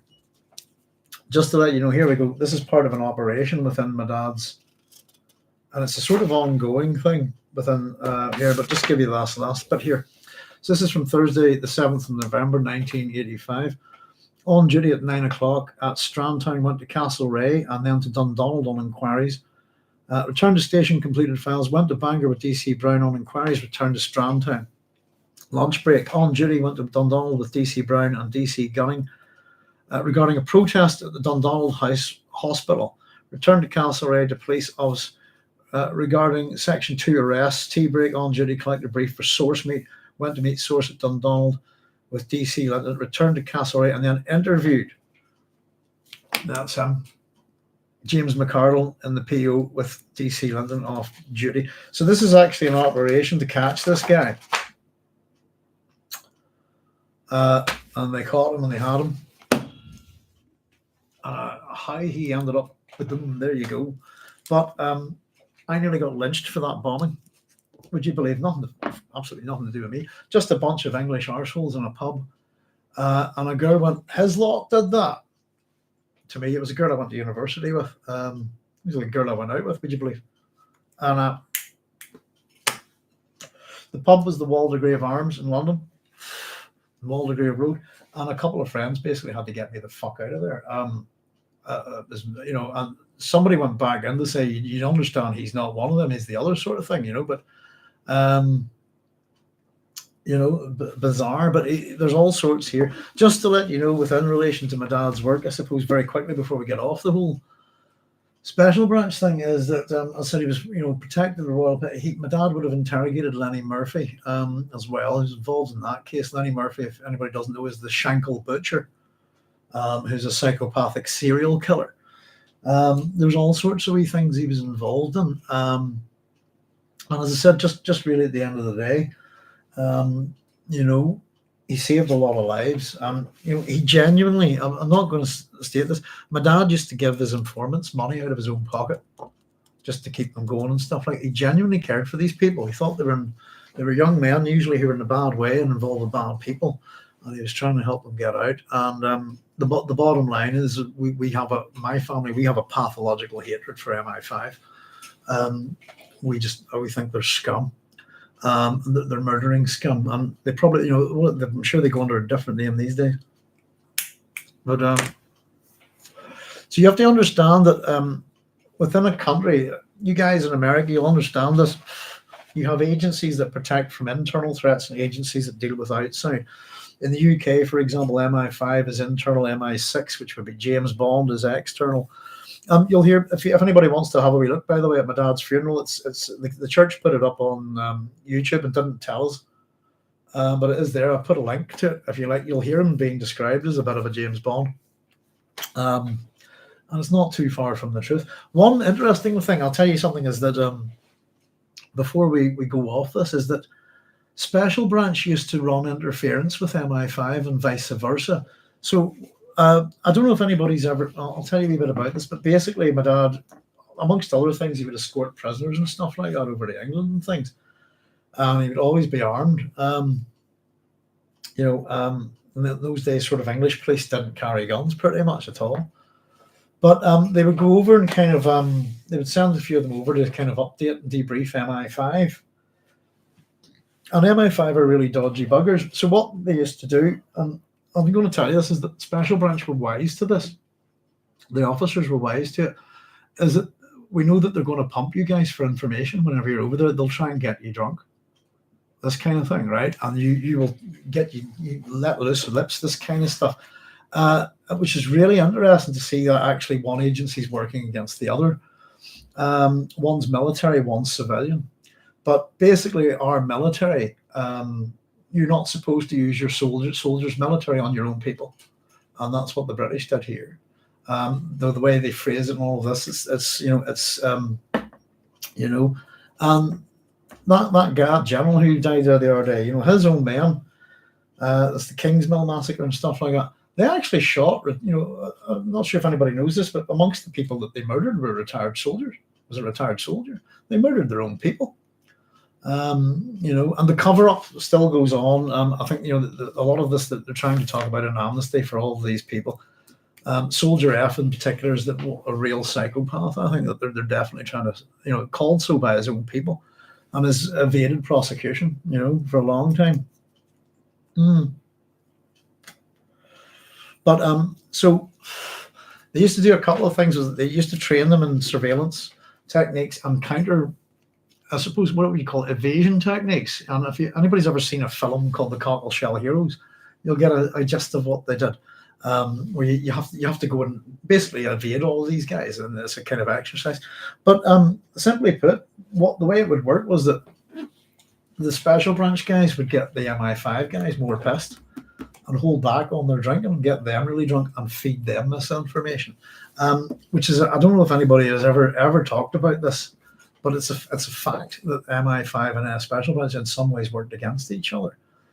And they definitely committed crimes, But that's as I agree, Doc. It's very cathartic to blame. It's easy. It's the easiest thing in the world to do, to blame someone for your own problems, or for your own, or just to attach blame to a group or an ethnic group or anything like this. As I said, I know good Protestants, and I know good Catholics, good people, but I'm completely apart from both groups, and always have been. And my dad had brought me up to understand a policeman could easily be out to get us, and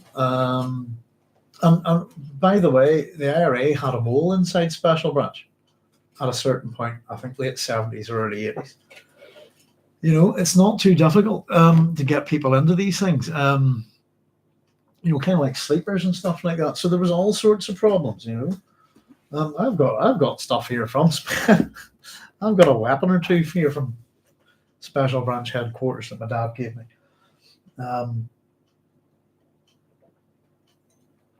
They're not firearms, but they're rather interesting weapons taken off people. So they used to muck around with each other, basically, but MI5 are seriously dodgy people, and that's it, it's one of those things. So we got out, and my dad, we kind of headed, some stuff that followed us. I suppose my dad ended up going back to uniform in a police station called Larne. And because he'd been in the shit for a long time, I think, as you could put it, his first day on the job, he got the nickname of Rambo. Back in uniform, some guy attacked him, and my dad flipped him in the street and just freeze, man. And all the other cops were, whoa, holy shit, what's this guy? Because Larne kind of was a small town that had seen a little bit of the troubles, but it's a mainly Protestant town, and a lot of the Catholics got put out of one of the estates there, just burned them out. So it was a very sort of Protestant town. I kind of liked living there because, I don't know, it's not a lot of people think it's kind of a bit of a funny place, but I liked it. I had to leave my previous school because of all sorts of stuff, and I'm very happy to say, as my dad came in to walk me out in uniform with his hand on his gun, because I had what you would call a Hulk moment, and nearly beat a guy to death, and nearly beat a student to death, and went for one of the teachers because I'd absolutely had enough of their shit. I was getting beaten quite badly and so on. So somebody had found out my dad's job, and I was getting a tarring for a while. Whenever my dad came in, this is Carrickfergus Grammar School, and see what the headmaster had to say about it. They actually locked me in a room, sealed off the building. Basically, they locked me in. Because I was just I was getting weapons. I just had enough. I'd been attacked again that day, and I took the guy out big time. And then the teacher came for me, and I come on, fucker, this kind of thing. I ain't going to take you. And that was it. That was the day I learned to not ever take shit from Protestant, teachers. And the sectarianism within that school was horrific.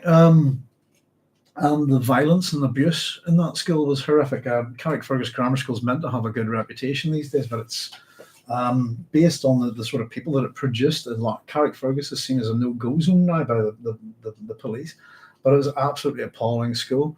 And the teachers beat everyone, quite hard, smack you, hit you against walls, make you hold your hands out and smack canes across that. So you learn to turn to make them hurt. So you actually start to learn to make it. That they tried to hide marks, and you learn to turn their hand. They make you put your hand a certain way, and you turn it that way to make them cut you, so you'd have evidence. It was that kind of thing. But if anybody's a teacher from Carrickfergus Grammar School from the 83 to 85, the scum of the earth. And that's where I developed my interest in nuclear weapons. I wanted to wipe the school off the face of the earth, all of it, and leave nothing. I had a real hard time there, and my dad kind of got me out and just went, "You're never going back to that shithole," and basically kind of let the local cops know, what the teachers, etc., were doing to their own, if you like, and that would have been quite interesting. But because they did look after their own, But we had a good enough time, and I was able to kind of start having a normalized life a bit. At that age, I was about 14, I think, and so I finished off at that school, and my education was going really badly because just getting there. A couple of tried to kill me a couple of times, and then we actually had some guys dressed up as terrorists with hoods, the balaclavas and stuff, spiked clubs, come to our house, and so we moved again.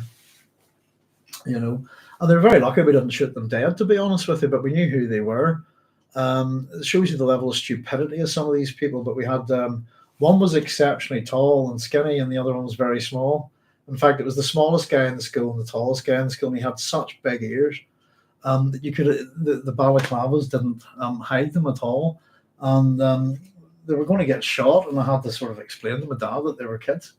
They were kids from my school, pretending to be little scumbags, In fact, one of the kids that went to that school did get shot for mucking around with people, and there's a couple of others nearly had their lives taken away from them for being scumbags, But we got out of Larne, and my dad went back to uniform, and he became a community cop again, and he really enjoyed it, and he was a beat cop and stuff, and he did a lot of good work in Larne. And I'm going to tell you another wee story now about him. Is to do, we were talking about how he lost his teeth all those years ago. When my dad was dying, the two things he still had on him. Can we see it in that photo there? Let me see. I've kept it. It's tucked away in the wee chain here. If you can see that. But that would be my dad's police whistle. And the two things he kind of still had when he was dying with his wee dog by his side was his teeth.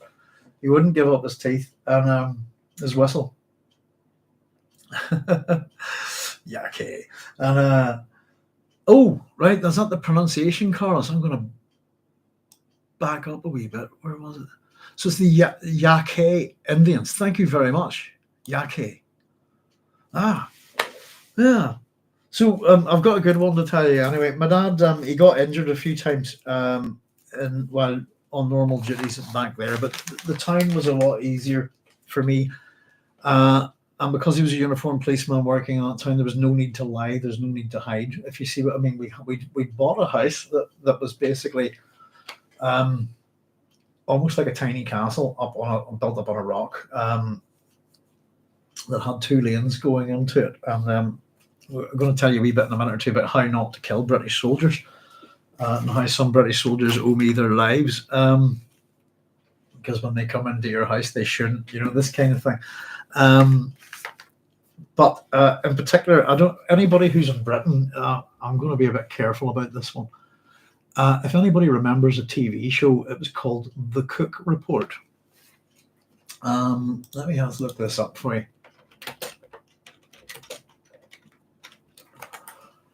Here we go. The Cook Report. There's a very famous episode of The Cook Report, and it happened in Larne. And we're going to talk about the people that were involved in it. Cook Report was a British ITV current affairs television programme presented by Roger Cook, broadcast from July 87 to the 24th of August 1999. It featured the journalist investigating corruption, criminals, government, social policy failures, and unmasking cover-ups due to incompetence, negligence, and dishonesty.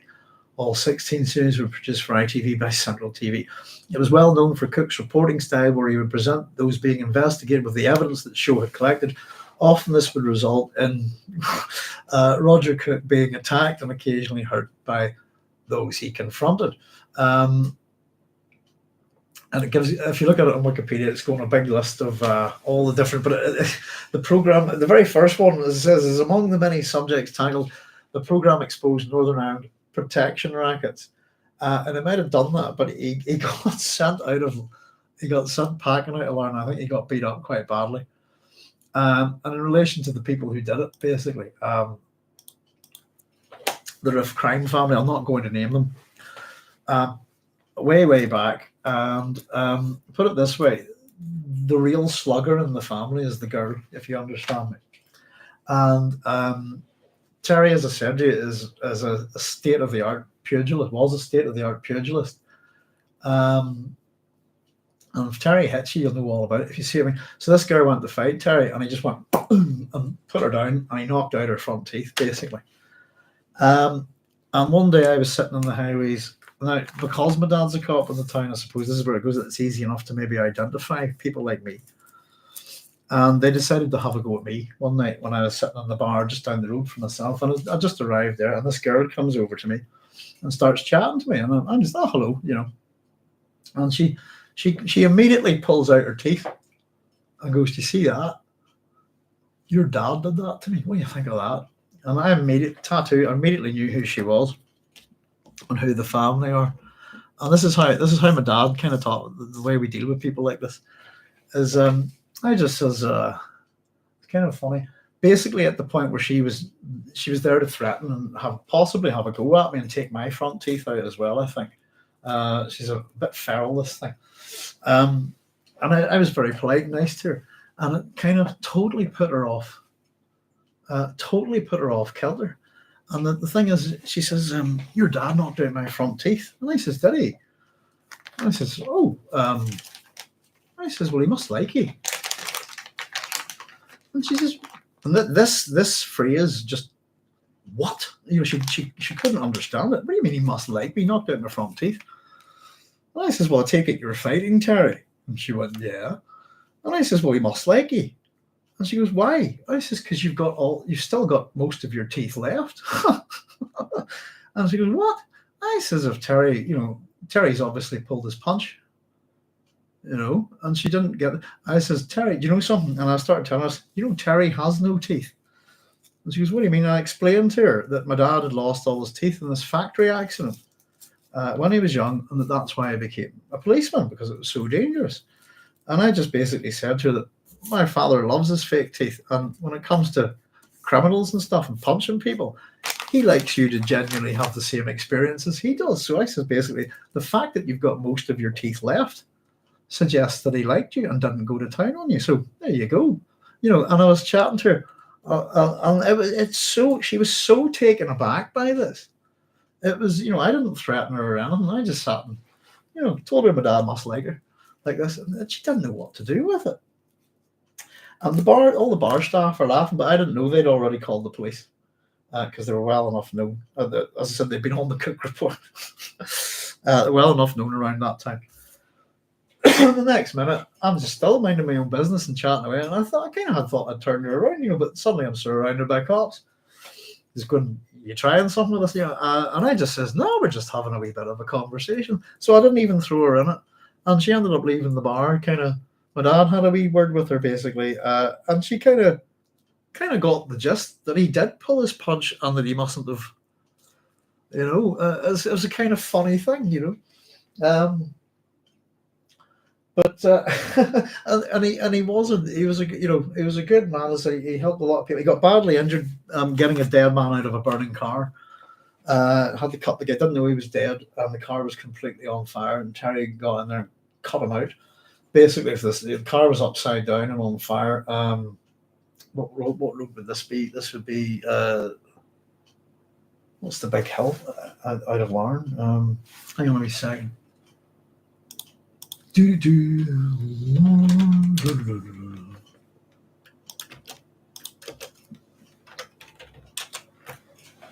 Oh, I can't remember what you would call it. What's the hotel I used to work in? Ballygally Castle. No, that's the wrong one. Pardon me, I can't remember the name of the road. It's a very dangerous road that comes down over the mountain into Larne. Excuse me. A wee man had, I think, been driving too fast, and it was slippery conditions. He flipped the car, and it upside down, and it split a lamppost and caught fire. And my dad got there, and he had to cut him out with the seatbelt still on. That's how my dad's back got really badly injured, But he didn't know the man was dead. Basically, he just went to try and save him, So there's a whole bunch of wee stories about Terry dealing with stuff that used to come feed back to me and my friends in school, Once upon a time, then, we had a large explosion outside of our house at about 3 a.m. And we're all suddenly awake, and we didn't know what it was. And it was too big a bang. We lived on a dual carriageway. There's no other houses around us, and we're in an elevated position. And we didn't know what it was. So we got up, basically, my dad just tool up, basically get something on you and tool up. My dad got his gun, and he's the best shot with that. So he's got the gun, and basically then, at the time, I would have had a samurai sword and two combat knives, what a China steel bowie, basically, and a black steel knife. And I used these knives for archery. They were for digging my arrows out. And so what we did was we set up the big light on the house, turned it on, shut all the lights off in the house, and we went around the house like that. And we had these guys, we just heard people coming into the property. We didn't know who the fuck they were, excuse my French, but if you're in our house at that time, we'll probably kill you and ask who you are later. And it's interesting that my dad brought me up to think that way, but we never did kill anybody. It's interesting, as much as we talk about these kind of things. It's why the two IRA pretenders weren't killed by me in London. And I've never ever wanted to kill a human being, but if it's one of those situations, and with the troubles, I was brought up this way, trained to shoot, not by just by Terry, trained to look for bombs, all of this stuff. I'm rather good nifty with a knife.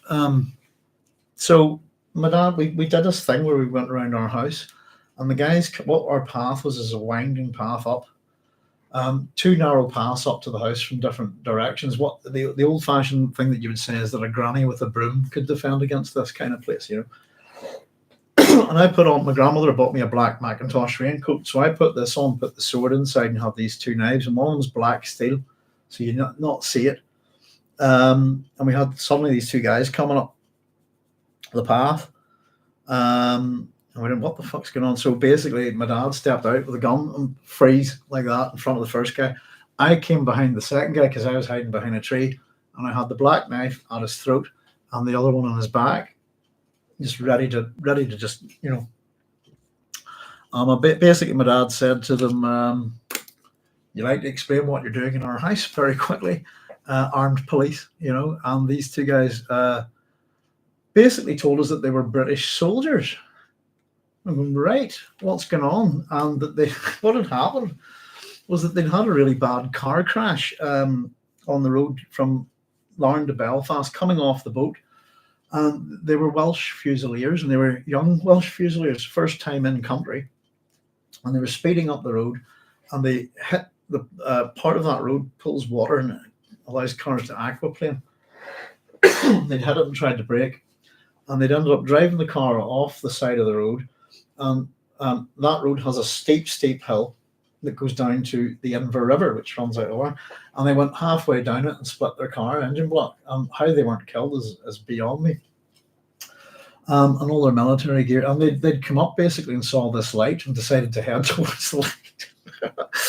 Oh dear, if you get the poltergeist joke. And oh my goodness gracious me. If you've ever seen that advert for Join the British Army, where it's him doing this with a knife behind some guy's throat, sneaking up to it.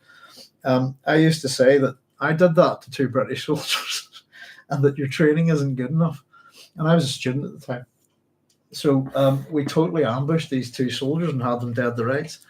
At which point they admitted they were soldiers, and then my dad says, right, well, fortunately for you, I'm a police officer, and I wouldn't go around admitting that in this country.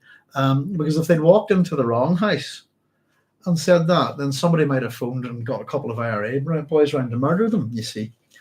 So we took them in. Basically, we knew that they'd been driving, speeding and stuff like that. So we kind of told them what to say to the local police, that they'd aquaplaned and lost control of the car in that puddle, and that they weren't speeding at all. He just hit the puddle and hit his brake, if you see. So we kind of helped them out a bit. And the cops came up. But you see, whenever we brought them into the house, they were badly shaken already.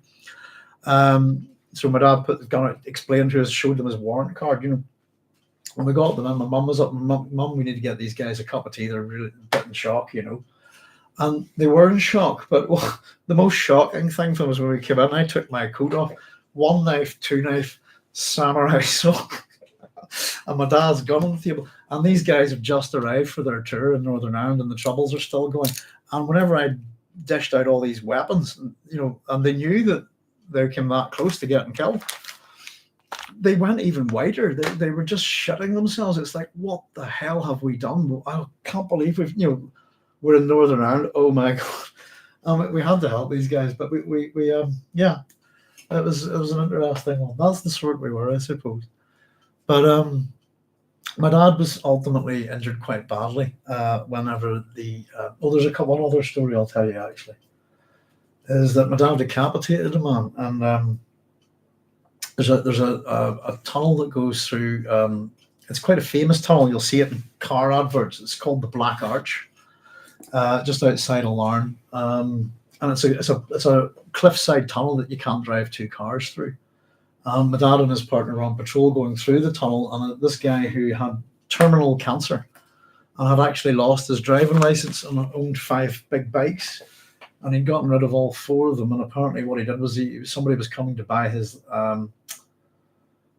last motorbike the next day, and so he decided to take it out for one more drive, and he had a fatal heart attack on the bike as he was in the tunnel, and his bike went down, and my dad had no choice, but there's nowhere else to go, so my dad put the police car into the tunnel wall to try and avoid this guy, because he literally just went off the bike like that, and his head went under the right wheel, and his head and helmet came off, and the rest of him went in another direction. And just to let you know what the police did, it was that particularly the RUC, a lot of their officers would pull sickies, if you see what I mean. My dad wasn't one of this. On the day that this happened, they had 4 policemen on duty in Larne Police Station. The 2 of them were involved in the accident. So an hour later, after being involved in a fatal road accident, the 2 of them were put back out on duty. So my dad, he's a good man, has said that stuff, and then ultimately you're going to talk about how close we were. I'm going to give you a couple of wee stories. He was injured quite badly when the police stations tend to have these gigantic steel-framed bulletproof windows. They're meant to be blast-proof as well. It's for mortar attacks and stuff like that. My dad was in the police station, and one of this just fell out of the roof, and he managed to put his hand up just in time, but he got it on the head, arm, shoulder, back of the neck, into the spine, and it did him an awful lot of damage, basically, and ended up the lawsuit against the RUC over it, which is interesting. And just to show you another wee thing about how messed up this country is, whenever the lawsuit, the solicitor came out to give my father, and this will show you how sectarian Northern Irish society still is, and this is right into the legal system, is that whenever the solicitor came out to confer about how much money he should get, they gave him a figure, and basically what the lawyer said is that's as much as you'll get as a Protestant policeman.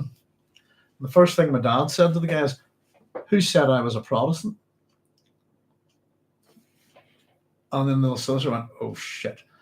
And he went, "Okay, very, very sorry, Constable Sloan," and immediately assumed that he was a Catholic, right? And I've told you that he wasn't really anything ultimately. So the guy went back in and came out with a higher figure. So there you go. Catholic policemen's injuries are worth more than Protestant policemen's, and that was more to do with political correctness. And he gave my dad a new figure, at which point, because there you go, that's what we give you as a Catholic policeman. And then my dad did another doozy, and he says, "Who the fuck said I was a Catholic?" You sectarian motherfucker, I think is what I said to the solicitor. And they went back and they came out with a third figure that was higher again. And that's absolutely true. So my dad continued to work in the RUC for a while. Prior to that, before I headed off to university, I didn't really do well at my A levels, and I resat them. And that year, my dad sort of took light duties. And I've talked to you about basically my mum made me look after my dad in certain ways, even when he was a police officer. I did charity work in the police station for the RUC Benevolent Fund. Just to show you something here. Now, this has fallen down a wee bit. But this is my dad's medals. This one here, which is come unglued, and we're going to have to get it fixed, is the RUC Benevolent Fund 25 years medal, which was given for awards to charity and services to that charity. The RUC Benevolent Fund is run for widows and widowers and orphans of RUC men. It's for their families, you see. And interestingly enough, this is one of the old Operation Early Retirement. So I used to go. I've kind of unofficially worked for the RUC on more than one occasion, and they do not know it. And we're talking about how I get confused by some people. Some people think I'm a policeman. There's Sean Wyland saying good evening. And Carlos and I had a very disturbing talk with a priest as a child who explained how Jesus would forgive anything we did if we were truly sorry. These guys were really twisted, haven't had any use for religion. Yeah, religion's just something that you stick to ultimately, isn't it? But yeah, it's... See, there is no, as far as I'm concerned, the historic... I wouldn't tell you if there was a real person of Jesus Christ or not, because I'm on the bench about it. Does that make sense? But the Jesus Christ that's in the New Testament is a composite literary and mythological character, and it's very simple to... So if there was a real Jesus, they've just taken the guy's name and ascribed all of this stuff to him, but he was just another one of those kind of guys around at the time. Anybody who's interested, George Fraser's work on the Golden Bough, the abridged edition that I have, if you want to look at page 600, interestingly enough, page 666 is where Fraser discusses Jesus in the form of Jewish tanistry, which is very, very interesting. And he's one of the few people that would actually talk about Jesus back then, because interestingly enough, a lot of mythographers and stuff like that, pardon me, we talked about some of the books that we have here on mythology and mythography, particularly 19th century books. These guys will not talk about Jesus, though let's call them British, British Empire guys. But they will happily talk about Muhammad, characters like that. Muhammad, of course, is a real historical personage, but they would, none of these guys would touch Jesus with a barge pole, basically, for fear of reprisal. But Fraser did, and Fraser's approach to looking at the Jesus Christ that's presented in the New Testament is fascinating. And if you're not aware of it, Carlos, check it out. Where are we? Hang on a second. Jump a bit off here. Oh dear. I hate the word abridged. This is my copy here. James George Fraser's The Golden Bough. Of course, The Golden Bough is a reference to an entrance in the underworld in the Aeneid, isn't it? This is a wonderful... the beginning of this book is incredible. It's all to do with the King of the Wood, if you like, but the Lake of Nemi and the priesthood there. But as I recall, let me see if I'm right, 666. I thought it was an odd page to have it on. The Scapegoat, Transference of Evil. It's a very interesting book. Maybe I'm wrong. Yeah, not wrong. You'll see 667 on the opposite. That's the crucifixion of Christ. It starts on page 666. It's a very interesting book. This is abridged. It's one of those ours we keep talking about. First published in 1890, but eventually issued in a 12-volume edition. And this is the abridged version by the author and his wife. This abridgment has never been recognized for the modern audience. In it, some of the more controversial passages were dropped, including Fraser's daring speculations on the crucifixion of Christ. This one-volume edition restores Fraser's bolder theories for the first time, setting within the framework of a valuable introduction and notes. It includes introduction, textual notes, bibliography, chronology, explanatory notes, and indexed. Abridged with an introduction, notes by Robert Fraser. There we go. That's a good one for looking at the Jesus thing, really. But we've got plenty of evidence about. There's nothing said by. There's no first-hand accounts of Jesus at all. Nothing spoken by him, nothing written by him. Evidentially, he probably doesn't exist. He's a literary character. And if you understand the Romans and how they work, he's not the first one either. It's very interesting. Let's see. So my dad got badly injured, and one of the light duties that he ended up doing did a couple of things. So I helped him kind of do a wee bar for charity, raising money and stuff like that. And he just kind of went down and attended that and helped out a wee bit, but he wasn't running the thing. The reason why my dad got the RUC Benevolent Fund medal is that somebody stole all the money in Larne Police Station from the Benevolent Fund. And I can tell you exactly who it is, but I won't name them, but I will say it was one of the officers and one of the sergeants. There you go. And it was a disgusting thing to do. They robbed all of these people of, it was meant to take them on a wee holiday, this kind of thing. And the folks kind of, all the people there knew who did it. Does that make sense? Everyone involved in this knows who did it. Operation Early Retirement's what the police would call it. But basically my dad took over from these pricks, and he arranged a few things, did a few nights charities, and he was able to raise all the money again very quickly. And he took over and ran it for them and took them all on holiday. And him and my mum did this for a few years. And the folks at the RUC Benevolent Fund in Larne loved him. So much so that they wrote a letter to the royal family. So my dad was honoured by for this. And it's partly a cover-up, if you understand me. We'll honour the guy who did the good thing because we don't want to let anybody know about the two criminals within the station, if you see what I mean. And they all knew it. So they wrote a letter recommending him for this medal. And he was awarded this medal by Princess Anne way back then for services to charity in the RUC Benevolent Fund. And he'd actually protected her at a certain point as well. So there you go. That's an example of some of the dodginess in the police, you know. And then when he was on light duties, my dad's back injuries were quite bad, and we needed him. He needed to sort of stay in the RUC to complete his years, you know, and retire. And so he was given light duties, and one of these light duties, someone was asking me about how close we were. My mum used to send me with my dad if she was ever worried about him, believe it or not.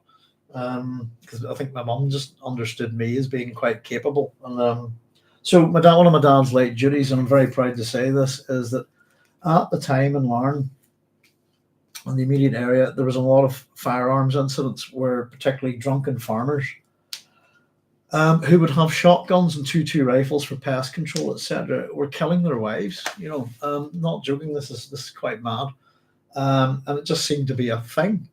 And in Larne, in the town, is a little kind of arcade, if you know what I mean, a small arcade with shops. And this farmer's wife, who I think she worked in the radio rentals there, he walked in with a double-barrel shotgun and killed her right in the shop. And then he walked into the arcade, and the police came up and, you know, drop your weapon. And he just reloaded and looked at them, did a suicide by cop, and they shot him dead. And the amount of sort of basically farmers, you know, farming accidents or killing their wives, this kind of got out of control to the point where the RUC decided they'd had enough, and they issued all weapons to taking off these guys. So because my dad had difficulty driving, I'm going to show you my jacket, by the way. I used to go with him, and I drove him, and me and him went around taking guns off all these people. And this is how I would look, if you like, in the car with him. And this is my 16th birthday present. This coat. This is still my main kind of thing. This is where I get all the Indiana Jones nonsense from. Is I have this coat, and I have my trilby. See, not even remotely like Indiana Jones, I think, but wrong hat, wrong jacket. So I used to go about with him like this, with the sunglasses on, and we'd be taking guns off people and taking them to be destroyed, which was great. And we used to go shoot them a wee bit first and then take them up to a gunsmith. It might sound like I love guns, by the way, through this. I'm sure you all know I absolutely hate them. I despise guns. I loathe them. I'm very, very proud to take these wee guns with my dad. And, you know, quite a lot of strange, some of the weapons that are in possession of some of these people. There'd be automatic pistols, semi-automatic pistols, and, you know, odd 2.2 rifles and shotguns and all sorts of things. I wouldn't be interested in shooting shotguns, never have. I don't like them. But I'd be quite good with a pistol and a rifle, you know. And my dad used to take me into the army bases during the Troubles. The soldiers would let me squeeze off a few shots, if you see what I mean. So as a little kid, I've been in and out of almost every major police station in Belfast. I hung around for years inside Castlereagh headquarters, top floor, in E4A's room. Uh, I'm a kid, by the way. You understand that children listen, don't you? You shouldn't talk too much in front of children, but I have a particular memory, you know. And it was just, so that's one of the things that we did together, you know. And it was, I just drove him, and I never, and in fact, I actually took statements from people as well, because I can write a bit quicker than my dad and stuff like that. So at the time I would write it, and he would, you know. So it's interesting that I've taken police statements for people, though I'm not a policeman, never have been. And I've destroyed weapons, an awful lot of weapons, and I've never been a policeman in my life. And a lot of people, for some reason, and maybe it's my attitude and my demeanor, tend to think that I'm a policeman. I had a friend up in Derry / Londonderry, whatever you want to call it. I prefer to call it Derriere now. And I used to hang around this guy and smoke the odd joints with him, and he would just, every now and then, he'd just go, "You're a cop." And I'd be, "No." And it was just, it took him a while to figure out that I wasn't. And I always said my dad's a cop, but I'm not, you know. But it's only long after my dad had retired, you see, we just wouldn't go around telling people that kind of stuff, you know. But I did that with him.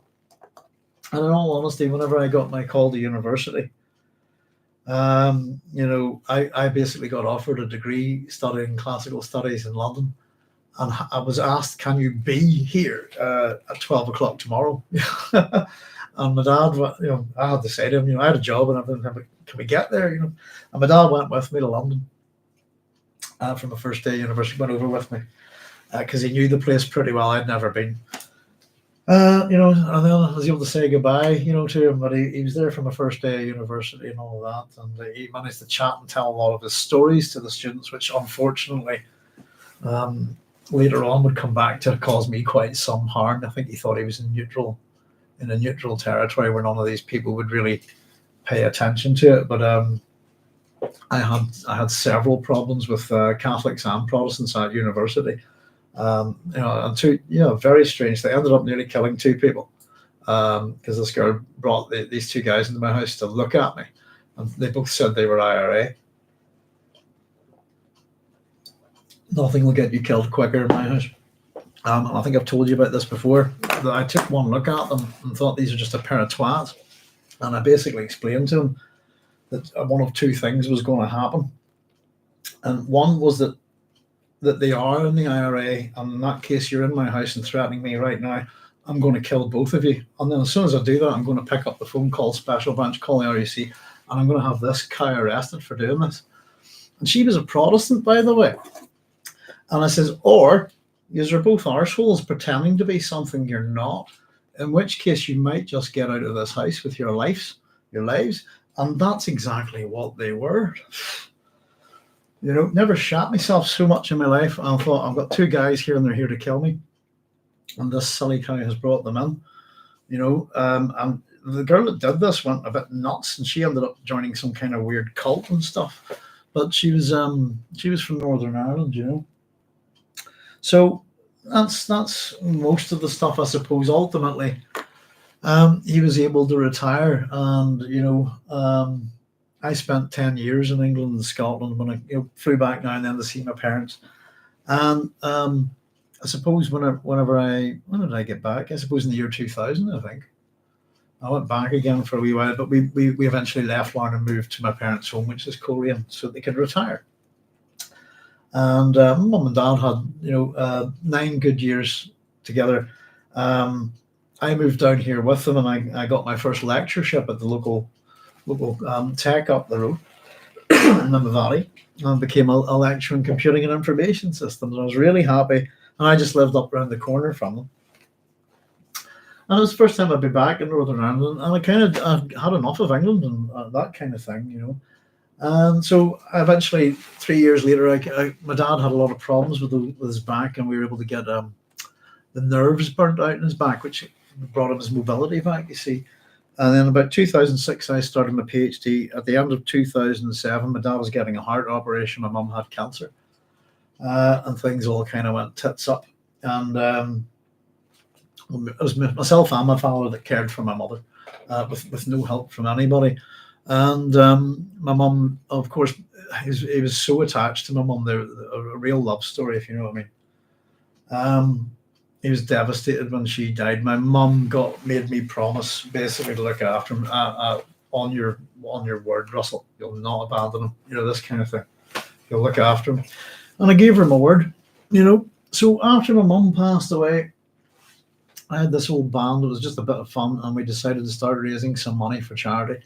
And my dad got heavily involved in that. He was really good at it, you know. And we ended up doing all of these charity gigs, and Happy Shrapnel became a pretty well-known band around here. And we pretty much raised money. We were putting together an event every year called Happy Shrapnel and Friends.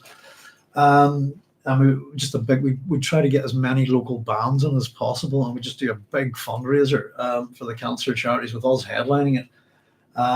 One time we had 13 bands on. It was great, brilliant, you know. And a lot of the local musicians came together. We never took a penny. Every penny we had went to these charities. And we also got the Marie Curie nurses and the Macmillan nurses to come to these gigs, if you know what I mean, to give them a night off and, you know, treat them.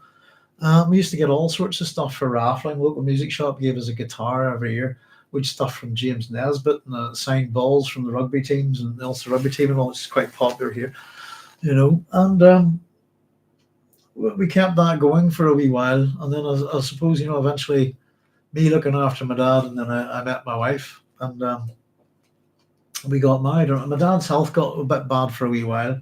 And that's when we got the second Mrs. Sloan, which was his wee dog, Bonnie. Which was with him all the way until the end, basically. And his wee dog passed away 12 days after him.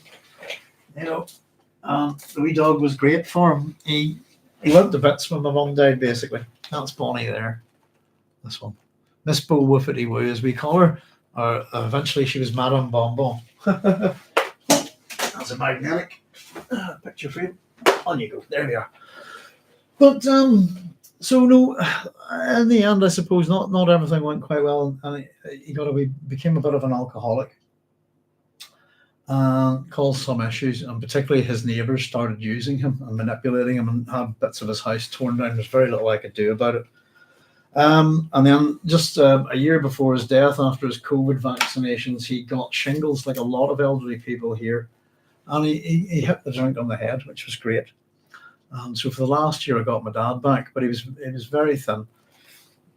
And he'd had the cancer, I think, for a while. But whenever he got his diagnosis, he'd stage 4 cancer in his lungs. He was getting regular checks, but they'd missed it for 2 months. And so based on the information I found, he had 2 months to live. It turned out he only had 1. So from the point where he got his diagnosis, his doctor told him to go get some chips. Idiot. Rather than going, right, you're going to need nurses, we need to get a district nurse in to get set up care, we're going to need this, that, and the other. And I'd put in carers for him, you know, because of this. So just then at the very end, we took him up to the hospital 3 days after his diagnosis, and he was nearly killed there. And that's when I announced, that's the day I saved his life. So 3 days, and then 31 days later he was dead. It's weird. I've saved both my mum and father's lives, only to bury them, but to save his life, only to see him die a month later is quite strange. And I got hurt doing that quite badly. Not too bad. Everything's, I suppose, sorted out. And then ultimately his death was quite in a funny way. My brother kind of came for him, if you see, tried to, you know, had to be sent. And my brother actually broke into the house at the moment my father died, and we had to almost shield the Marie Curie nurse from him. Basically, my wife had to confront him and say, "What the hell are you at?" And he says, "I'll come see my father." So, you know, yeah, he's did some nasty things to my father. I was protecting him from my brother all the way to the end, you know. And then my brother even tried to hijack his funeral, which he did with my mother. And we were having none of it, basically. And he ran away after the funeral. We've never seen him since. And for good, all the better, you know. But just to say, you know, that's him. And the many things he's done over the years. Terry was the first policeman in Northern Ireland to take someone's DNA. And just to let you know what sort of man he was, by the way back in the day, most male police officers would not attend rape training, if you understand what I mean. Often within rape cases, female police officers. Terry's one of the first male officers to do it. He wouldn't shy away from things like that. And I have a few other stories to sort of tell you about. Once upon a time, I got accused of something by some nasty wee, but it turned out to be not true. But my dad and his partner followed me for 2 weeks, and that's how good he is at, following people to find out whether it was true or not. It turned out it wasn't. And it was another case of somebody making up lies about me and phoning it into the police station. It was somebody trying to get my job. Could you believe?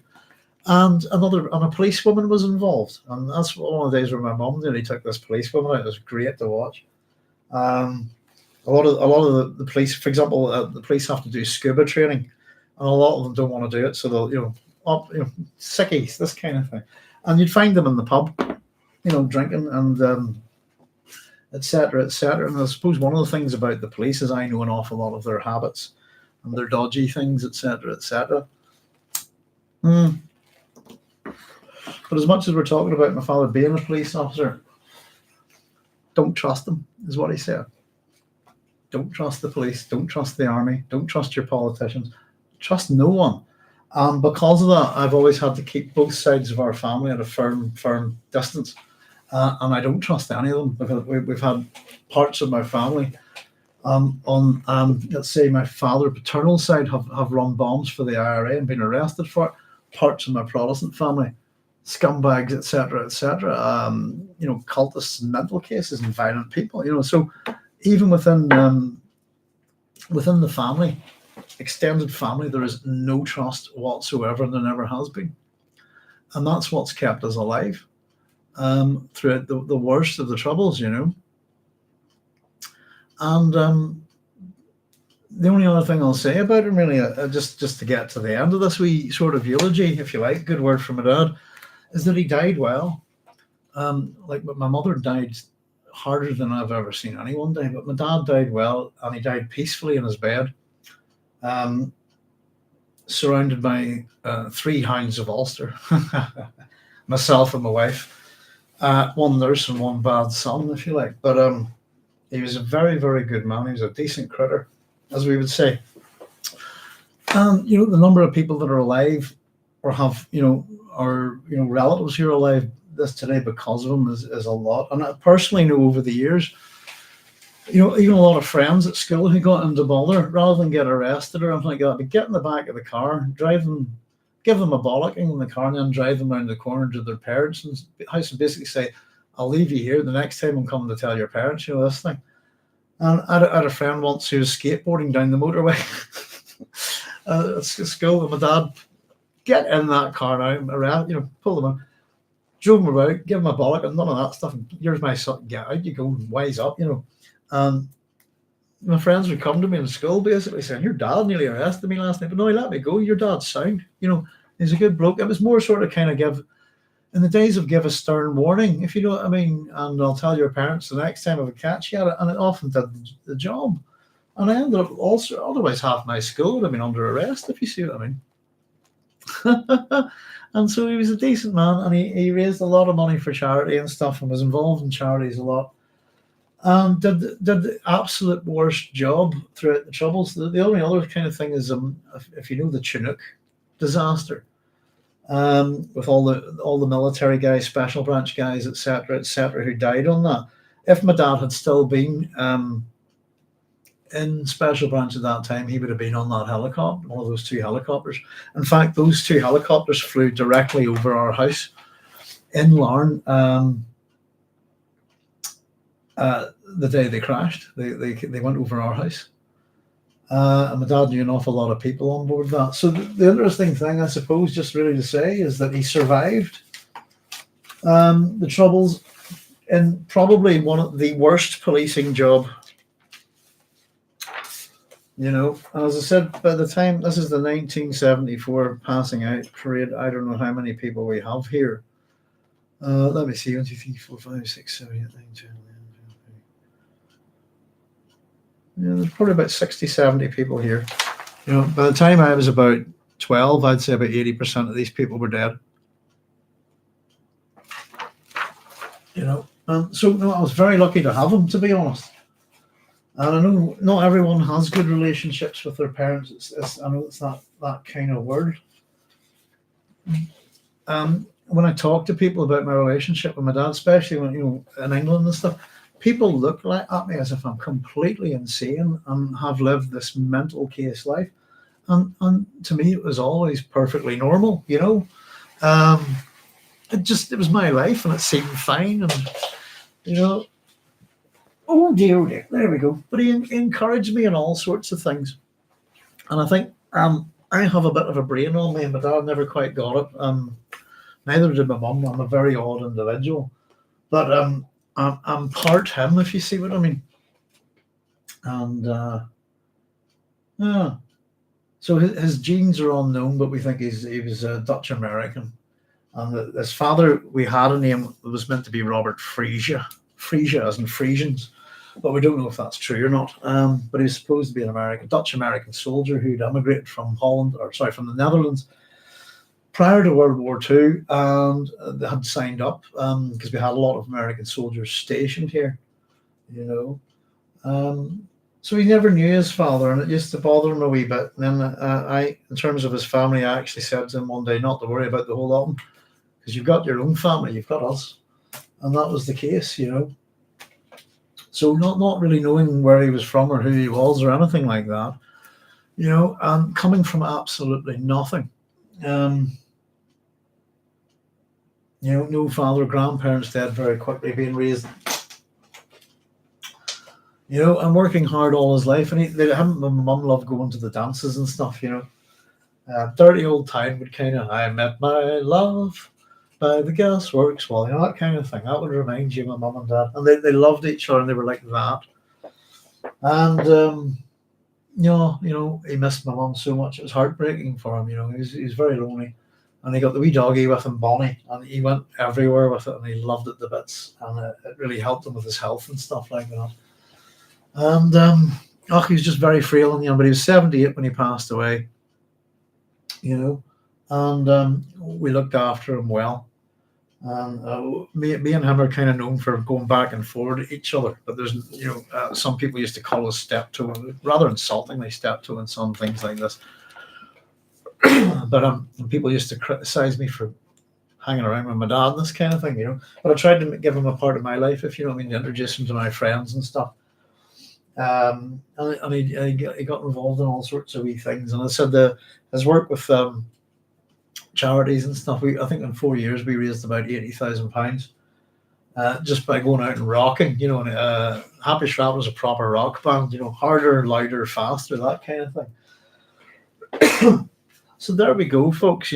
That's my dad's eulogy. It's a good word for a very unusual man and an incredibly unusual life. I kind of thought it was best to give you some examples because, it's of his stories and stuff, because how I interacted with him was, I loved him to bits, but I never understood that any of this was weird. And I can tell you, not one RUC man ever took his kid to work like this. I'm the only one. That's why one of my other nicknames is I'm the Special Branch Kid. And I basically was trained by him, which is kind of where I suppose a lot of my, I don't know if I'm not a policeman, never have been, but I totally understand these people. I've been involved with them from the minute I was born, and the police were fun in the way you see that they have to close theirs within their own group to survive in this society. I've been fundamentally a part of them for almost my entire life, But this was overdue, folks, and I didn't do this in the church because it wasn't the right place to do it, and I don't really know that many people. And I thought, you know what, this wee station's my thing. It's as much as it's all about science fiction. My dad taking me up to to Smithfield Market in Belfast, and and encouraging me with painting models, and my mum used to sort of say, he used to get a wee bit annoyed that he'd take me into this wee there's a wee second-hand bookshop, magazine shop in Smithfield, and it was famous. The likes of Bob Shaw, James White would have frequented this place. Because I was quite poor, if you know what I mean, as a kid, I would love books and magazines, and I would get them second-hand in that shop. And then at the end of the month, I'd bring them back and sell them back to the guy and get some new stuff, And it was that kind of place. It was one of the few places in Belfast where there was this kind of odd little camaraderie in it. And they were all older people. I was only a little kid, but they always treated me so nicely when I was in there because I was mad for the science fiction and stuff. They would give me, take that one, son, have a go at it, and just bring it back next month, And little things like while waiting for his informants and stuff like this, But the interesting thing, somebody said, were you close? We no secrets at all. And this is the interesting thing, my mum wouldn't let my dad have secrets that were dangerous for us. There was a big shoot to kill thing in Northern Ireland with huge inquiries and stuff, and it was coming to sort of go after policemen and things like that. My mum basically one day just said, I need to know, are we involved in this? What do we do? I just said, ask my dad. And so we came in one day, we just went, you involved in this, Terry? You mean like killing people? And he went, no, are you sure? Not at all, And he wasn't at all, but he was kind of taken aback because we were so direct about it, because we didn't want the TV people coming to our house, this kind of thing. But he wasn't involved in any of that stuff. In terms of policing, he's a bit likes to tell tall tales, and he could be a wee bit creative with the truth, but he was fundamentally an honest man. I've got one other thing to add about him, by the way.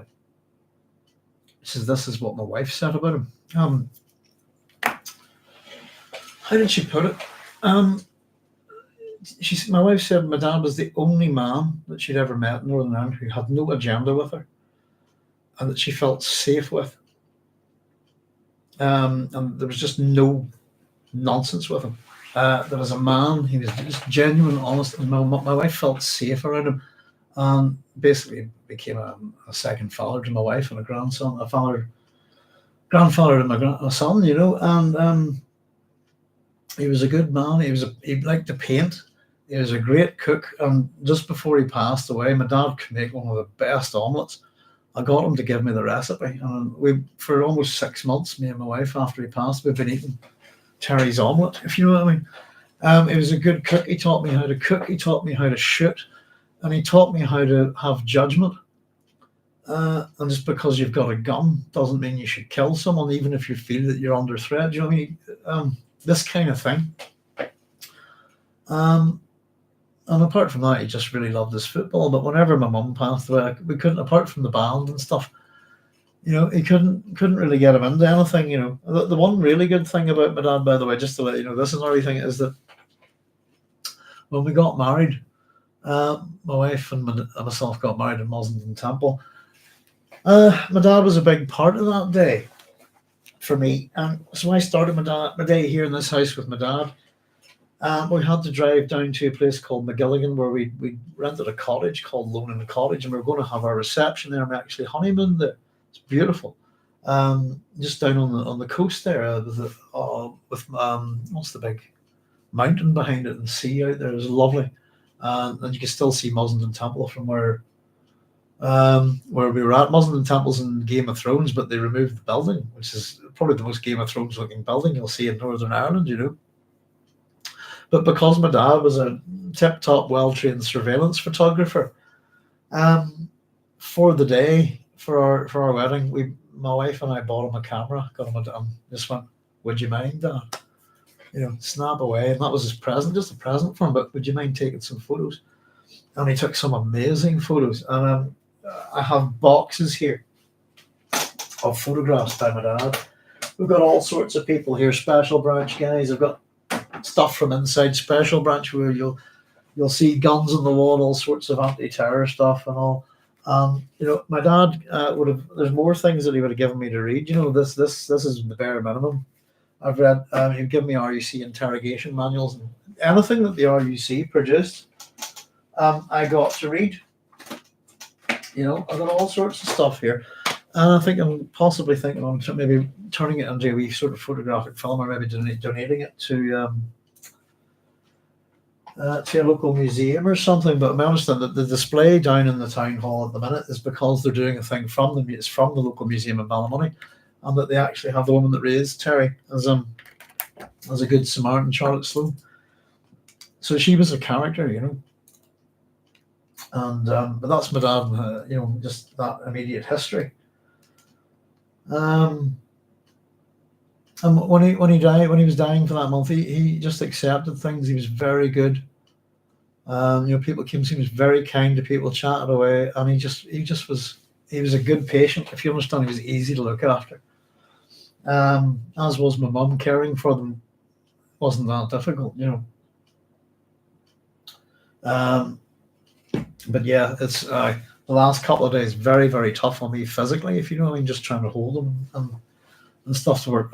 When you got a Marie Curie nurse in with something like that, it's what's called assistance of one or assistance of two, if you like, in terms of care, which meant that as much as I occasionally thought, oh, is a nurse here for respite for me? No, she needs an assistance of one, and it's me. So basically, I had to work with the Marie Curie nurses and holding them and stuff. And for oh goodness, the last couple of days are really, really tough, But he went quietly. And interestingly enough, my brother did something quite nasty to my mum. But my last words, my mother wouldn't die, you see, because she was waiting to see her son, and he wouldn't come. And he did that deliberately to torment her. So my last words to my mother were a lie. I told her, "There's Adrian now. On you go," and she died because she thought her son had arrived, which was kind of annoying. But my last words to my dad were, "There's Elizabeth now. Terry, on you go. There's your wife," and off he went. Well, my father had already died by the time my brother broke into the house. So what was actually done for him was a bit of theatre with the nurse, because she'd already declared him dead. But there you go. But he was a remarkable man, Carlos. Thank you for saying so, and Matt saying thanks for sharing. Look, you're welcome. This is a duty I had to do, and it's been good.